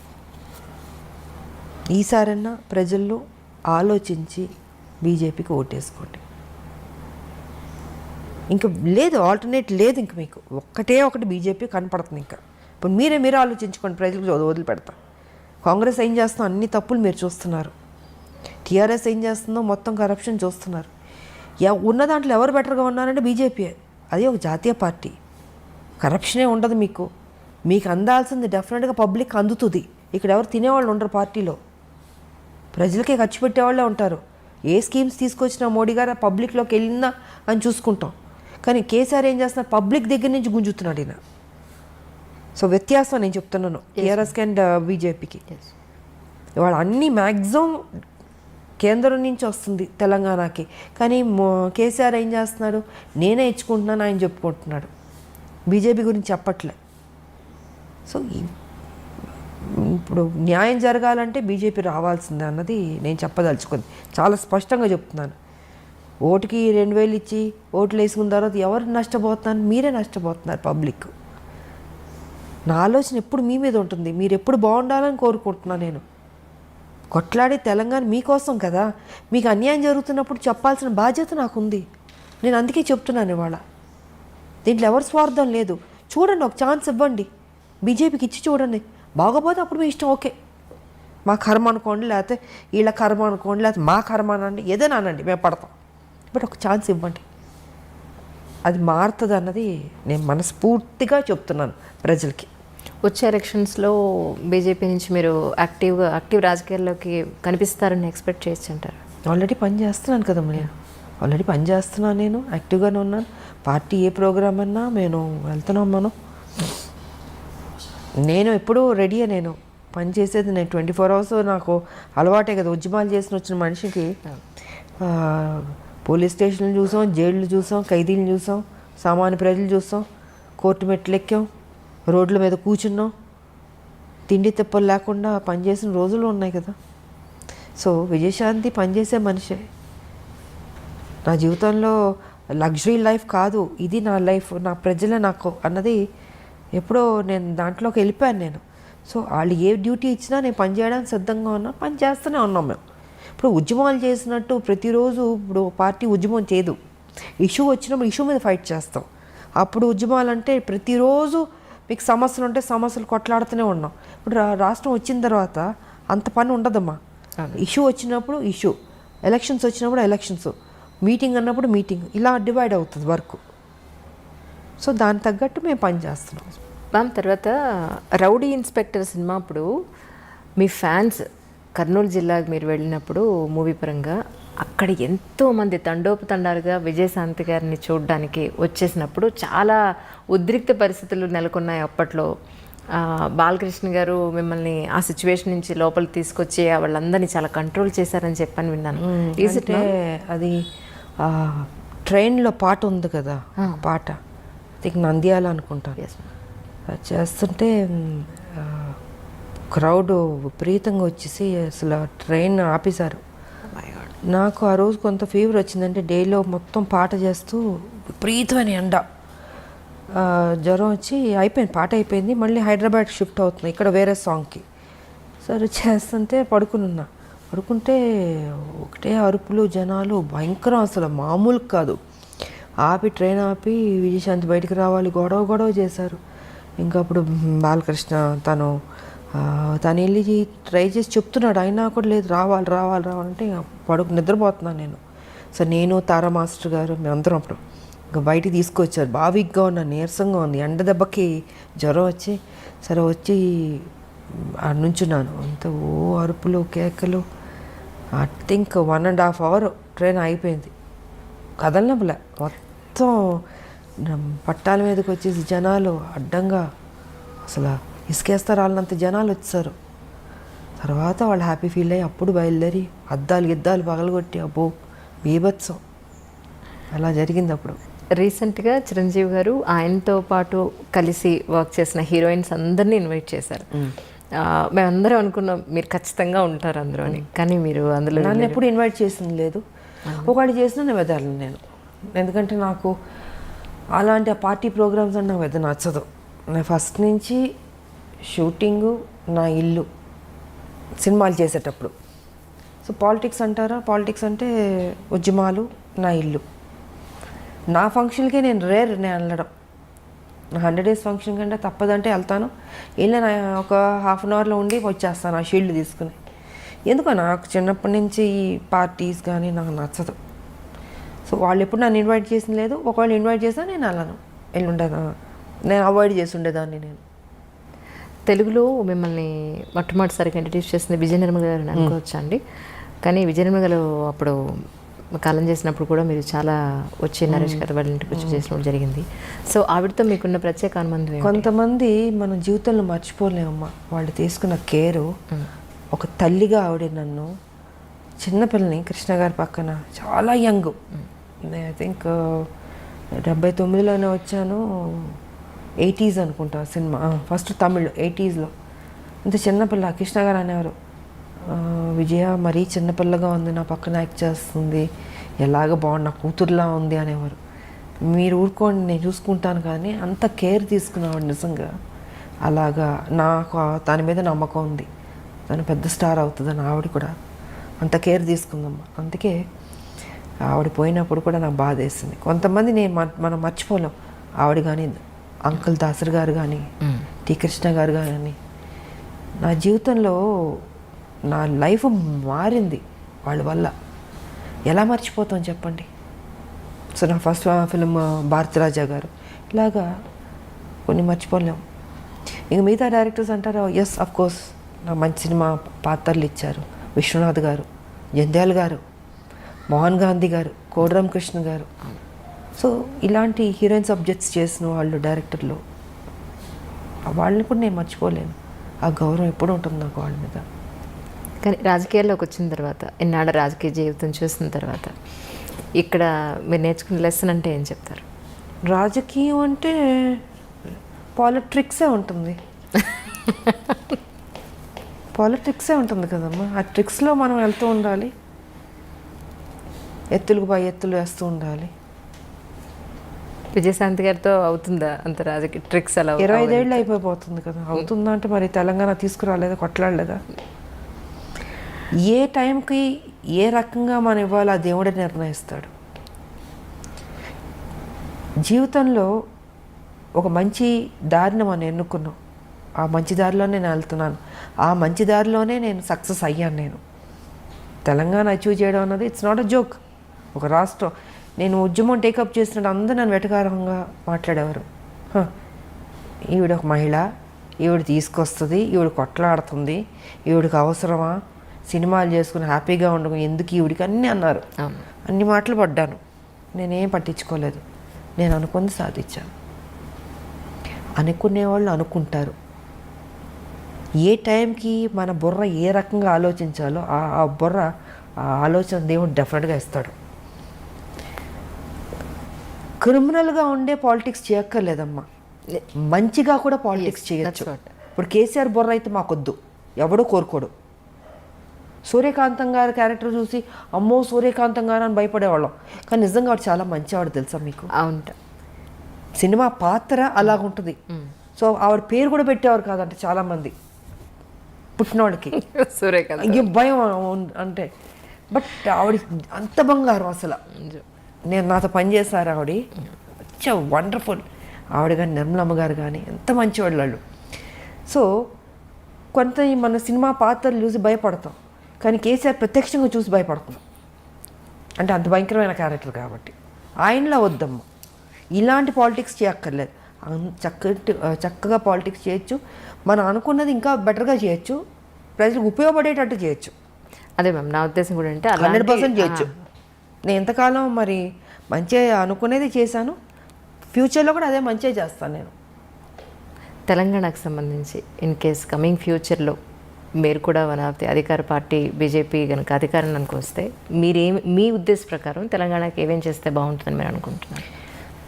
నా Telangana, I love Telangana, develop అవ్వాలి. చాలా ఉన్నాయి సమస్యలు, ఇంతకుముందు తక్కువ ఉంది, ఇప్పుడు ఎక్కువ ఉంది. ఇప్పుడు రోజు రోజుకి ప్రజలు కష్టాల్లోకి వెళ్ళిపోతున్నారు, బెటర్మెంట్ లేదు లైఫ్. సో దీన్ని బెటర్మెంట్ చేయాలంటే ఒక నేషనల్ పార్టీ వల్లే అవుతుంది. అది వాళ్ళ బీజేపీకి సాధ్యం అవుతుంది. మోడీ గారు ఇంకా మంచి మంచి పనులు చేస్తున్నారు కాబట్టి. సో మేమందరం డెఫినెట్గా వెళ్ళి మోడీ గారితో చెప్తాం, మాకు ఇది కావాలని మేము అడిగి తీసుకుంటాం. మేము మా తెలంగాణకి ఇస్తారు ఆయన. ఇప్పుడు మొత్తం భారతదేశానికే వ్యాక్సిన్లే ఫ్రీగా ఇస్తున్నారు, రైస్ ఫ్రీగా ఇస్తున్నారు, ఎన్నో మంచి కార్యక్రమాలు చేస్తున్నారు. బేటీ పడావో బేటీ బచావో ఇలాగ ఎన్ని, ఒకటి కాదు రెండు కాదు, చాలా ఉన్నాయి. మహిళలకు కూడా, గర్భిణీ స్త్రీలకు కూడా వాళ్ళ ప్రెగ్నెంట్గా ఉన్నప్పుడు ఖర్చు అంతా భరిస్తుంది. డెలివరీ అయిన తర్వాత తల్లి బిడ్డలకి వాళ్ళకి పౌష్టికాహారం కావచ్చు, మెడిసిన్స్ కావచ్చు, వాళ్ళకి ఏం కావాలో ఆ సదుపాయాలన్నీ ఇస్తుంది. సో చాలా చేస్తుంది బీజేపీ. వాళ్ళ ఎందుకు చేతి మా తెలంగాణకి డెఫినెట్గా చేస్తుంది. మేము అడిగి తెచ్చుకుంటాం. మేము మోడీ గారు మాకు ఇది కావాలి. రేపు దేవుడి దయ వల్ల బీజేపీ తెలంగాణలో వచ్చిందనుకోండి, నిజంగా ప్రజల కష్టాలు తీరినట్టే అని నేను అనుకుంటున్నాను. నేను ఎందుకంటే మేము ఊరుకోం, మేము కొట్లాడైనా తెచ్చుకుంటాం. బట్ కొట్లాడాల్సిన అవసరం కూడా లేదు. డెఫినెట్గా ఈ సమస్య ఉందంటే మోడీ గారు డెఫినెట్గా చేస్తారు. ఆయన ఇచ్చారు స్మార్ట్ సిటీ అని వరంగల్కి ఇస్తే చేజార్చుకున్నాడు ఈయన కేసీఆర్, ఉపయోగించుకోలేదు. ఎయిర్పోర్ట్లో ఇస్తే అక్కడ మామనూరులో వరంగల్లో ఇంతకుముందు ఉండేది, దానికి ల్యాండ్ ఇవ్వండి ఎయిర్పోర్ట్ ఇస్తారంటే అది కూడా చేయలే. అంటే ఎంత కేర్లెస్. సో ఇలాంటి వాళ్ళకు వద్దు, మాకు మా బీజేపీ వస్తే డెఫినెట్గా మంచి జరుగుతుంది, 100% డెవలప్ అవుతుంది అన్నది నా నమ్మకం. ఇటు రాజకీయ పరంగా కానీ, సినిమా రంగం పరంగా కానీ, ఇంకా ఇప్పుడు ఒక పాట కూడా పాడినట్టున్నారు మీరు ఒక సినిమాలో కదా, భారతరత్న. భారతరత్న ఒక పాటకు మీ గొంతును కూడా వినిపించడం జరిగింది. ఉదిత్ నారాయణ గారు నేను పాడా. నిజంగా అసలు తర్వాత అనిపించిందా మీకు ఇంకొక పాట ఎప్పుడైనా పాడే అవకాశం దొరికితే బాగుండని ఎప్పుడైనా అనిపించింది? ఎందుకు ఆ రోజు కోటరామకృష్ణ గారు అమ్మ ఇది పాడితే బాగుంటుందని చెప్తే ఇంకా ఆలోచన నాకు ఎప్పుడు లేదు. ఇంకా ఆయన అడిగారు కాబట్టి ఆయన దగ్గరుండి తీసుకెళ్ళి పాడిచ్చారు. బాగానే పాడారు, చాలా బాగా మంచి హిట్ అయింది మ్యామ్ అది సాంగ్. బాగానే పాడినట్టు. సంగీతం నేర్చుకున్నారు మ్యామ్? చిన్నప్పుడు కొంచెం నేర్చుకున్నాను. అవునా? కొంచెం నేర్చుకున్నాను. నాకు ఇష్టం పాటలు పాడడం, నాకు ఇష్టం. ఇప్పుడు ఆ రోజు పాడాను నేను. మీకోసం మీరు ఒకరు ఉన్నప్పుడు మీ పాట మీరు ఎప్పుడైనా విన్నారా? అంటే మిమ్మల్ని మీరు రిలాక్స్ చేసుకోవడం కోసం. పాట అంటే నాకు ఇళయరాజా గారి సాంగ్స్ ఇష్టం కాబట్టి అప్పుడప్పుడు నేను వింటుంటాను. నేను అవును, ప్రశాంతంగా మెలోడీ సాంగ్స్ అన్నీ బాగుంటాయి, ఇష్టం వింటుంటాను. ఇది పాడమంటారా? ఇప్పుడు వద్దు, ఇది ఇంటర్వ్యూ. సరదాగా పాడుకునే రోజులన్నీ పోయినాయి, ఇప్పుడు అంతా కొట్లాడే రోజుల దగ్గర ఉంది ఇప్పుడు. ఎందుకంటే టీఆర్ఎస్ మీద కొట్లాడాలి, ఈ రాష్ట్రంలో తెలంగాణలో బీజేపీని తీసుకురావాలి. సో మా మైండ్ అంతా వాటి మీద ఉంటుంది. యాక్ట్ చేయడం, పాటలు పాడడం, ఇవన్నీ ఆ రోజులు అయిపోయినాయి. పూర్తిగా గంభీరంలోకి దిగిపోయారు. ఇక పెద్దవాళ్ళం అవుతున్నప్పుడు ఇంకా చిన్నపిల్లలం కాదు కదా. సో బాధ్యత ఉంది, పెద్ద బాధ్యత. బీజేపీ అందరూ పనిచేయాలి బీజేపీలో. సో అండ్ తెలంగాణ ఎలా తీసుకొచ్చామో, ఎంత కష్టపడ్డామో, అందరూ ఎంత సాక్రిఫైస్ చేస్తారో. ఇవాళ తెలంగాణలో బీజేపీ తేడానికి అందరూ కష్టపడాలి. ఇది సో మా సంజయ్ గారు కానీ, నేను కానీ, ఇప్పుడు ఈటల రాజేంద్ర గారు, అరవింద్ గారు, ఇలాగ అందరూ ఉన్నారు. మ్యాక్సిమం బాగా కొట్లాడే వాళ్ళు ఉన్నాం. మేము యుద్ధం చేయడానికి సిద్ధంగా ఉన్నాం. ఇప్పుడే కేసీఆర్ గారు కూడా అన్నారు కదా, బీజేపీ మీద యుద్ధానికి రెడీ అన్నాడు కదా. సో మేము వెయిటింగ్లో ఉన్నాం, ఎప్పుడు వస్తాడా, కత్తులు కటారాలు కూడా తీసుకురాడు ఆయన. మేమే ఇద్దాం అనుకుంటున్నాం ఆయనకి. ఎందుకంటే ఆయన పాపం అంటాడు కానీ రాడు. ఆయన సంగతి నాకు బాగా తెలుసు కదా. సో వస్తారా రాలా, లేకపోతే ఆయనే గుంజుకొచ్చి వార్ ఫీల్డ్లో పెట్టి కత్తులు కటారాలు నేనే కొని ఇచ్చి చేస్తా అన్నారు కదా మా బీజేపీతో, రండి రెడీ అని చెప్దాం అనుకుంటున్నాను. పేపర్ కానీ ఎలక్ట్రానిక్ మీడియా కానీ ప్రింట్ మీడియా కానీ మీరు ఈ మధ్యకాలంలో ఒక నెల రోజులుగా చూస్తూ ఉండి ఉంటారు. మా ఎలక్షన్స్కి సంబంధించి చాలా హంగామా నడుస్తుంది. సో మీరు ఇంతకాలం మాలో మెంబర్షిప్ తీసుకోకపోవడానికి కారణం తెలుసుకోవచ్చు?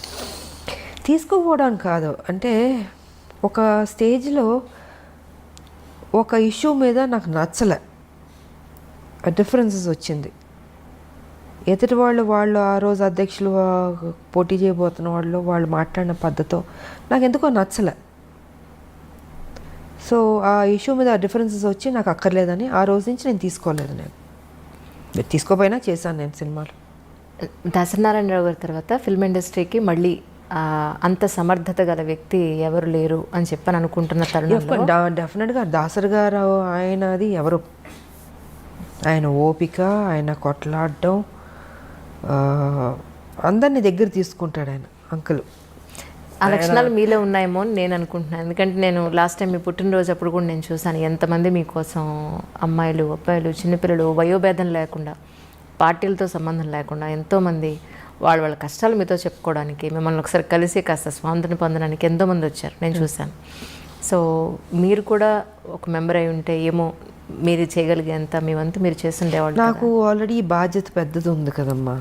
ఆల్రెడీ నాకు తెలంగాణలో మా బీజేపీ కొట్లాడుతుంది అంటే ఆ టీఆర్ఎస్ కరప్టెడ్ పార్టీని దించాలి, దించాలి. సో మాకు అది సరిపోద్దా? అది ఎందుకు ఉన్నారు కదా, పెద్దలు ఉన్నారు మాలో.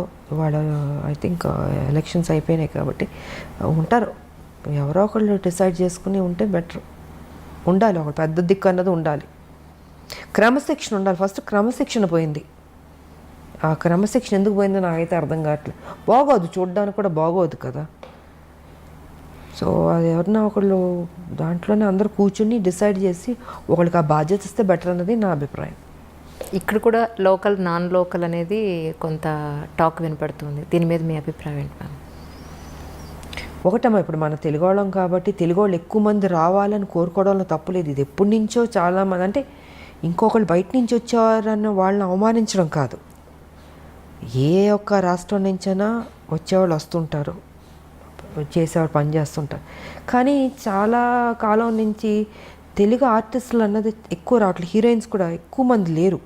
ఇప్పుడు మా టైంలో మేము ఉండేవాళ్ళం, బట్ బయట హీరోయిన్స్ కూడా వచ్చేవారు, బట్ ఎందుకో తెలీదు అది రావట్లేదు. సో మన తెలుగు వాళ్ళు ఎక్కువ మంది ఆర్టిస్టులు, హీరోయిన్లు కావచ్చు, హీరోలు కావచ్చు, మిగతా క్యారెక్టర్ ఆర్టిస్టులు కావచ్చు, తెలుగు సినిమాకి సంబంధించిన తెలుగు వాళ్ళు ఎక్కువ ఉంటే బాగుంటుంది అన్నది ఇది ఎప్పటి నుంచో జరుగుతుంది ఇది. బట్ ఏదైనా మనం పక్క రాష్ట్రాల నుంచి వచ్చిన వాళ్ళని మనం అవమానించడం కూడా తప్పది. మనం తెలుగు వాళ్ళం, మనం గౌరవించేవాళ్ళం, ఆప్యాయతగా దగ్గర తీసుకునేవాళ్ళం, మర్యాద ఇచ్చేవాళ్ళం. సో కుటుంబంలా చూసేవాళ్ళం మనం. కాబట్టి మనం ఇంకొకళ్ళని విమర్శన చేయడం కూడా తప్పు. ఇప్పుడు మనం ఉన్నాం, మేము వేరే లాంగ్వేజ్కి వెళ్ళి పని చేయట్లేదు, అప్పుడు వాళ్ళు కూడా అనుకోవచ్చు కదా మన గురించి. సో ఆలోచన కరెక్ట్ కాదు అది. ఎవరి టాలెంట్ వాళ్ళది. తెలుగు వాళ్ళు ఎక్కువ మంది ఉంటే ఈ ప్రాబ్లం ఉండేది కదా, లేరు కదా. లేకపోబట్టి పక్క రాష్ట్రాల నుంచి వాళ్ళని వెళ్ళి తీసుకుంటున్నారు. ఎవరేం చేయగలుగుతారు? ఇప్పుడు ఎవరన్నా ఎక్కువ మంది మేము నటిస్తామని ముందుకు వచ్చిన వాళ్ళు వద్దు అని ఎవరు అనలేదు కదా. ఆల్మోస్ట్ తగ్గిపోయింది. ఎందుకు మరి? కారణం భయమో లేకపోతే ఇంట్రెస్ట్ లేకపోవడం చాలామందికి, ఏమైనా కారణం కావచ్చు. బట్ మనం ఎవరిని ఇంకొకరిని హర్ట్ చేయొద్దు. మనం ఇట్స్ ఫిల్మ్ ఫీల్డ్ కాబట్టి ఏ ఆర్టిస్ట్లను ఎక్కడన్నా ఏ లాంగ్వేజ్లోగానే వెళ్ళి పని చేసుకోవచ్చు. సో అదే అనుకుంటాను. వేరే ఏదైనా ఉంటే దాని గురించి మాట్లాడితే బెటర్ అనేది నా అభిప్రాయం. కానీ 80s, 90s మనం తీసుకుంటే, ఇప్పుడు మీ సంగతి తీసుకుంటే 10 ఏళ్ళు 15 ఏళ్ళు మీరు హీరోయిన్గా అలా స్టాండర్డ్గా నిలబడిపోయారు. దగ్గర 18 ఏళ్ళు, నియర్ 28 years. 40కి వచ్చేసాను. 40 అయిపోయింది. అలా మాకు అసలు కనిపించట్లేదు. 40 years కానీ ఇప్పుడు చూస్తే హీరోయిన్స్ హార్డ్లీ 4 years 5 years తర్వాత మళ్ళీ అసలు మనకు అంత స్టాండర్డ్స్ ఎక్కడ మనకి కనిపించట్లేదనే చెప్పుకోవాలి. ఇప్పుడు శ్రీదేవి గారు కానీ మీరు కానీ కొంతమంది నేమ్స్ తీసుకుంటే అన్ని సంవత్సరాలు ఆ హీరోయిన్ అనే ఒక కిరీటాన్ని అన్ని సంవత్సరాల పాటు లాక్కుని రాగలిగారు. ఇప్పుడు ఎందుకు అలా జరగట్లేదంటే కారణం ఏమై ఉంటుందంటారు? కాలం మారిపోయింది, మైండ్ సెట్ మారింది. అప్పుడు సినిమాలు చూడగలుగుతున్నాం, అప్పుడు పాటలు బాగానే ఉండేవి. ఇప్పుడు పాటలు ప్యాటర్న్ మారిందంటే ఇప్పుడు జనరేషన్ అవి నచ్చుతుంటాయి, నచ్చచ్చు. సో ఇప్పుడు కథలు బాగానే ఉన్నాయి, ప్యాటర్న్ మారింది. హీరోయిన్లు అంటే ఏ 4 సినిమాలు 5 సినిమాలు వరకు చూస్తున్న తర్వాత ఇంకేదైనా వేరే హీరోయిన్ అయితే బాగుంటుంది అన్నది ఆలోచన వచ్చి ఉండొచ్చు. అప్పుడైతే కంటిన్యూస్గా మమ్మల్ని చూసేవారు. అవునండి, పాత్రలు అలా ఉండేది, సినిమాలు అలా హిట్ అయ్యేవి. గొప్ప గొప్ప డైరెక్టర్లు, మంచి బ్యానర్లు, నటిమణులు అందరూ గొప్పవాళ్ళు, ఎవరు తక్కువ కాదు. హీరోలు కావచ్చు, ఇప్పుడు ఎస్వి రంగారావు గారు, ఎంతమంది గొప్ప గొప్ప వాళ్ళు ఉండేవారు ఇండస్ట్రీలో. రామారావు గారు, నాగేశ్వరరావు గారు, సావిత్రి గారు, జమున గారు, శారద గారు, వాణిశ్రీ గారు, అంజలీదేవి గారు, భానుమతి గారు, కన్నాంబ గారు, సూర్యకాంతం గారు, ఎవరిని తక్కువ చేసి మాట్లాడదు, అందరూ గొప్పవాళ్ళు. నువ్వా నేనా పోటీ పడి చేసేవాళ్ళు. సో ఇప్పుడు ఏంటంటే ఆర్టిస్టులు, సినిమాలు మారిపోయినాయి, సబ్జెక్టులు అంత హెవీ సబ్జెక్ట్స్ లేదు, లవ్ సబ్జెక్ట్స్ కానీ. సో ఇప్పుడు ట్రెండ్కి ఇది కరెక్ట్గా ఉండొచ్చేమో. అండ్ వాళ్ళకి ఓకే ఈ హీరోయిన్ చాలు నెక్స్ట్ అన్న ఫీలింగ్లో ఉన్నారు పబ్లిక్ కూడా. కొంతమంది పర్లే ఒక 6-7 ఇయర్స్ వరకు లాగుతున్నట్టున్న, 10 వరకు కూడా లాగినట్టు ఉన్నారేమో అనిపిస్తుంది ఇప్పుడు కొంతమంది. మరి మేబీ ఫ్యూచర్లో ఇంకా తగ్గిపోవచ్చు, ఇంకా ప్యాటర్న్ మారొచ్చేమో. So we don't know. Sarileru Neekevvaru సినిమాకి దగ్గర దగ్గర 13 ఏళ్ల తర్వాత మీరు ఆ సినిమా ఒప్పుకున్నారు. దానికి కారణం ఏమిటి? కమింగ్ ఫ్యూచర్లో ఎలాంటి ప్రాజెక్ట్స్ అయితే మీరు ఒప్పుకునే అవకాశం ఉంటుంది? ఆఫ్టర్ 13 ఇయర్స్ సరే, అనిల్ రావుపూడి గారు, మహేష్ బాబు, ఆయన ఒక మంచి కాంబినేషన్, మంచి క్యారెక్టర్, డిగ్నిఫైడ్గా ఉంది, వచ్చింది. బట్ ఎప్పటి నుంచో అడుగుతున్నారు, నేను రిజెక్ట్ చేస్తూ వచ్చాను. అది బాగుండింది కాబట్టి ఆ రోజుకి యాక్సెప్ట్ చేసేసి అప్పుడు టైం దొరికింది, చేశాను నేను. అండ్ పెద్ద సక్సెస్ అయింది. ఫ్యూచర్లో అంటారా, నాకు ఒకే ఒకటి ఉంది, ఏదో రొటీన్ సినిమాలు కాకుండా ఒక యాక్షన్ సినిమా చేద్దామని ఉంది నాకు. Such a great opportunity for the producers and all. ఒక్క యాక్షన్ సినిమా మళ్ళీ దన్ ఆడిచ్చేద్దాం అన్న ఫీలింగ్ ఉంది. బట్ కథ, పాత్ర ఏ కొత్తగా ఉండాలి. సంథింగ్ అలాంటిది ఏదైనా వస్తే మేబీ ఐల్ డూ. ఒకే ఒక యాక్షన్ ఫిలిం, ఓకే, పాత విజయశాంతి యాక్షన్ ఫిలిం లాగా ఒక్క సినిమా అలాంటిది ఉంటే. రొటీన్ అయితే వేస్ట్. నా పెద్ద చేయనని చెప్పేసాను నేను. సరే మళ్ళీ అందరూ చేయండి అంటే చేస్తే యాక్షన్ సినిమా ఒకటి చేద్దాం అన్నదే ఒకటి ఆలోచన ఉంది. కథ రావాలి, కథ దొరకాలి, అలా దొరికిందంటే చేస్తాను. ఒకటి ఇంకొకటి. అది కూడా టైం దొరుకుతుందని నాకు తెలియదు, ఉంది. బట్ ఇప్పుడున్న ఈ బిజీ షెడ్యూల్స్, రాజకీయం, ఈ బై ఎలక్షన్స్, మాకు మళ్ళీ ఇంకేం పని అప్పచెప్తారో మా పార్టీ మాకు తెలియదు కదా. సో మరి అలాంటి బిజీ షెడ్యూల్లోనే ఉంటే మరి నేను చెప్పలేను. టైం దొరికితే చేయొచ్చు, అంతే. ఈ సందర్భంగా తెలంగాణ ప్రజలందరికీ కూడా మీరేం చెప్పదలుచుకున్నారు? నేను చెప్పదలుచుకుంది ఎప్పుడు ఒకటే చెప్తాను, ప్రజలకు నేను ఎప్పుడు మంచిగా చెప్తాను. ఈసారి మాత్రం బీజేపీని డెఫినెట్గా మీరు గెలిపించుకోండి, బీజేపీని నమ్ముకోండి. ఈ కష్టాలు చాలు. మనం ప్రజలు ఎలా అయిపోయారంటే వాళ్ళ అమాయకులు కాబట్టి టీఆర్ఎస్ ఓటు వేసేస్తారు నమ్మి. ఓటు వేసిన తర్వాత అయ్యో నాకు ఇది రాలేదు, అది రాలేదు, ఇది చేశారు, అది చేశారు, ఇవన్నీ ఎందుకు? మీ కేసీఆర్ ఆయన పార్టీ ఏం మోసం చేస్తుందో మీకు అందరికీ తెలుసు. సో తెలుసు కాబట్టి ఇంక ఓటు వేయకండి. వేసి బాధపడ్డం ఎందుకు? వేయకుండా తప్పించుకుని బీజేపీని గెలిపించుకుని ఈసారి బీజేపీని అధికారంలో తెచ్చుకోండి. ఇవాళ చూడండి, వర్షం వస్తే మొత్తం ఒక సముద్రంలా ఉంది. హైదరాబాద్ మొత్తం సముద్రంలా ఉంది, బోట్లు వేసుకెళ్ళచ్చు మనం. అదే చెప్తున్నా, రోడ్లు బాగాలే, డ్రైనేజ్ సిస్టమ్ బాగాలేదు, మొత్తం చెరువులు కబ్జా అయిపోయింది. వాటర్ ఎక్కడికి వెళ్తుంది? మీరు వరంగల్ తీసుకున్నా, ఏ జిల్లా తీసుకున్నా ఇదే పరిస్థితి. ఇంతకుముందు నేను ఎప్పుడు చూడలే హైదరాబాద్ ఇలాగా, ఇంత దారుణమైన పరిస్థితి నేను చూడలే. హారబుల్గా ఉంది. అక్కడ నివసిస్తున్న ప్రజలు కూడా భయపడి వణికిపోతున్నారు. వర్షం రాకుండా ఉంటే చాలు దేవుడు అని ఫీల్ అవుతున్నారు. వచ్చిందని మునిగిపోతున్నాయి ఇళ్ళు. మ్యాన్ హోల్స్లో వెళ్ళిపోతున్నాను. నువ్వు మ్యాన్ హోల్స్లో ఎందుకు ఆ సేఫ్టీ తీసుకోవట్లేదు? వర్షాకాలం అని తెలియదా? ఎందుకు తీసుకోవట్లేదు? కేర్లెస్గా ఎందుకు ఉంటున్నారు? చనిపోతున్నారు. బాడీ ఎక్కడికి వెళ్తుంది, ఎప్పుడు దొరుకుతుందో తెలియదు.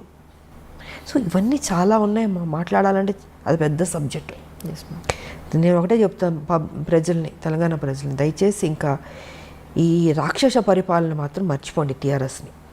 ఇంకా టీఆర్ఎస్, కాంగ్రెస్, ఎంఐఎం వీళ్ళందరూ ఒకటి. ఇంకెవరన్నా వచ్చినా కూడా ఆయన తీసుకుంటాడు. ఈ డ్రామాలో ఒక డ్రామా ఉంటుంది. కాబట్టి ఇప్పుడైనా మేలుకుని తెలంగాణని కాపాడుకోవాల్సిన బాధ్యత ఇంకా ప్రజలదే ఉంది. సో ఏదైనా ఏ పార్టీకి వేద్దాం అనుకుంటే ఇంక బీజేపీ ఉంది. మీరు ఆలోచించుకోండి. బీజేపీకి ఎప్పుడూ ఇవ్వలేదు మీరు అవకాశం. మరి బీజేపీకి ఇంతకుముందు మీరు ఇచ్చి సరిగా పరిపాలన చేయకపోతే మీరు తిట్టచ్చు. ఇంతవరకు రాలేదు, ఇవ్వలేదు. సో ఇప్పుడు మీరు ఇవ్వండి, ఇచ్చి చూడండి. చూసి బెటర్ అవుతుంది అనేది నా అభిప్రాయం. ఇంత వరస్ట్గా మాత్రం ఉండదు. ఇక్కడ ఎవడో అమ్ముడిపోయేవాడు ఉండడు, ప్యాకేజీలు మాట్లాడుకునేవాడు ఎవడో ఉండడు. బీజేపీలో ఒక డిసిప్లిన్ ఉండే. ఎందుకంటే నరేంద్ర మోడీ గారు ఉన్నారు, అమిత్ షా గారు ఉన్నారు, నడ్డా గారు ఉన్నారు, మా పార్టీ టీం వర్క్గా ఉంది. అన్నీ బాగుంటుంది అన్నది నా అభిప్రాయం. సో కరెక్ట్ డిసిషన్ తీసుకోండి ఇప్పటికైనా అన్నది నేను చెప్పదలుచుకుంది. ఈరోజు మీకు ఇంత గుర్తింపు వచ్చిన, రాజకీయాల్లో ఇంత మంచి పొజిషన్లో ఉన్న, మీ పర్సనల్ లైఫ్లో ఇంత గొప్ప స్థాయిలో ఉన్న ఒక లేడీ అమితాబ్గా ఎదిగిన, దీని అంతటికీ కారణం ఎవరు? మీకు రుణపడి ఉన్నారు వాళ్ళకి నేను ఈ సందర్భంగా కృతజ్ఞతలు తెలుపుకోవాలి అంటే ఎవరికి చెప్తారు? దేవుడు, ప్రజలు. అంతే కదా. ఇందాక మీరు అన్నారు ఇంటర్వ్యూలో, ఇంత మంచి మంచి సినిమాలు పడిందంటే ఎంత గొప్ప విషయం, అసలు రేర్ కదా. మరి ఎవరిచ్చారు అది? దేవుడు. ఇవాళ తెలంగాణకి నన్ను తీసుకొచ్చింది దేవుడు, నన్ను నడిపించింది దేవుడు, పార్లమెంట్లో కొట్లాడేట శక్తి ఇచ్చింది దేవుడు, నాకు సపోర్ట్ చేసింది ప్రజలు, సినిమాలో కానీ పాలిటిక్స్లో కానీ. సో నేను దేవుడికి, ప్రజలకి థ్యాంక్స్ చెప్పుకోదలుచుకున్నాను. నిజంగా ma'am, such a great journey. Actually మీరు ప్రత్యక్ష రాజకీయాల్లో ఎప్పట్లాగానే ఇంకా యాక్టివ్గా ముందుకు వచ్చి ప్రజల సమస్యలు మీ వరకు ఇంకా యాక్టివ్ అంటే మనం ఏదో ఇప్పుడు యుద్ధాలు చేసుకుని యాక్టివ్గా ఉండదు. ఆటోమేటిక్గా వచ్చిన, ఎందుకంటే ఇది ఉద్యమం కాదు కాబట్టి మనం చేయాల్సిన డ్యూటీ మనం చేస్తూ పార్టీని స్ట్రెంగ్తన్ చేసుకుంటూ, పార్టీ ఏ బాధ్యత ఇచ్చినా దానికి కరెక్ట్గా మన పబ్లిక్లోకి తీసుకెళ్ళి సక్సెస్ అవుతుంది. It be very wonderful job అవుతుంది. నో డౌట్ అందులో. ఎందుకంటే యాజ్ ఎ విమన్ మీ దగ్గరికి ఎవరు సమస్యతో వచ్చినా ఆ సమస్యను క్లియర్ చేస్తారని పర్సనల్గా చాలామంది చెప్పిన వాళ్ళు ఉన్నారు. ఆ రోజు మీ బర్త్డేకి వచ్చినప్పుడు వాళ్ళందరూ చెప్పింది అదే. సో మీలాంటి వాళ్ళే రాజకీయాల్లోకి వస్తే ఇంకా బాగుంటుంది అనేది మా యాజ్ ఎ విమన్గా నా స్వార్థం కూడా ఉంది. నిజంగా నేనంటే సేవ చేయడమే తప్ప నాకు ఇంకేం ఉంటుంది నా మైండ్లో. నిజం. 24 hours ఇంకా అదే ఉంటుంది నాకు. ఎంత తక్కువ టైం, ఒక 2 hours పడుకుని పని చేయమన్నా చేస్తాను. నేను 24 hours పని చేయమన్నా చేస్తాను. ఎస్. నువ్వు అదే అంటారు, నువ్వు పని రాక్షసు అంటారు నన్ను. నాకు పని చేయడం ఇష్టం కాబట్టి, నన్ను ఖాళీగా కూర్చోబెట్టి నాకు నచ్చదు. పని ఇవ్వండి, చేస్తూ ఉంటాను. పని ఇవ్వకపోతే వాళ్ళ తప్పు. ఎస్. పని ఇస్తే నా స్థాయి ఎంతవరకు నేను పని చేయాలో అంతవరకు నేను పని చేస్తాను, అంతే. ఎస్. మీరు నా ప్రజలు బాగుంటే ఇంకా అంతకంటే నాకు కావాల్సింది ఏమీ లేదు. నిజం. మీ చేతిలోకి తొందరలో అధికార పార్టీ అనండి, తెలంగాణలో మీ చేతికి అధికార పగ్గాలు రావాలని చెప్పి మనస్ఫూర్తిగా యాజ్ ఎ విమెన్గా కోరుకుంటున్నాను. మా బీజేపీకి అధికారం వస్తే డెఫినెట్గా మంచి చేస్తుంది. Thank you.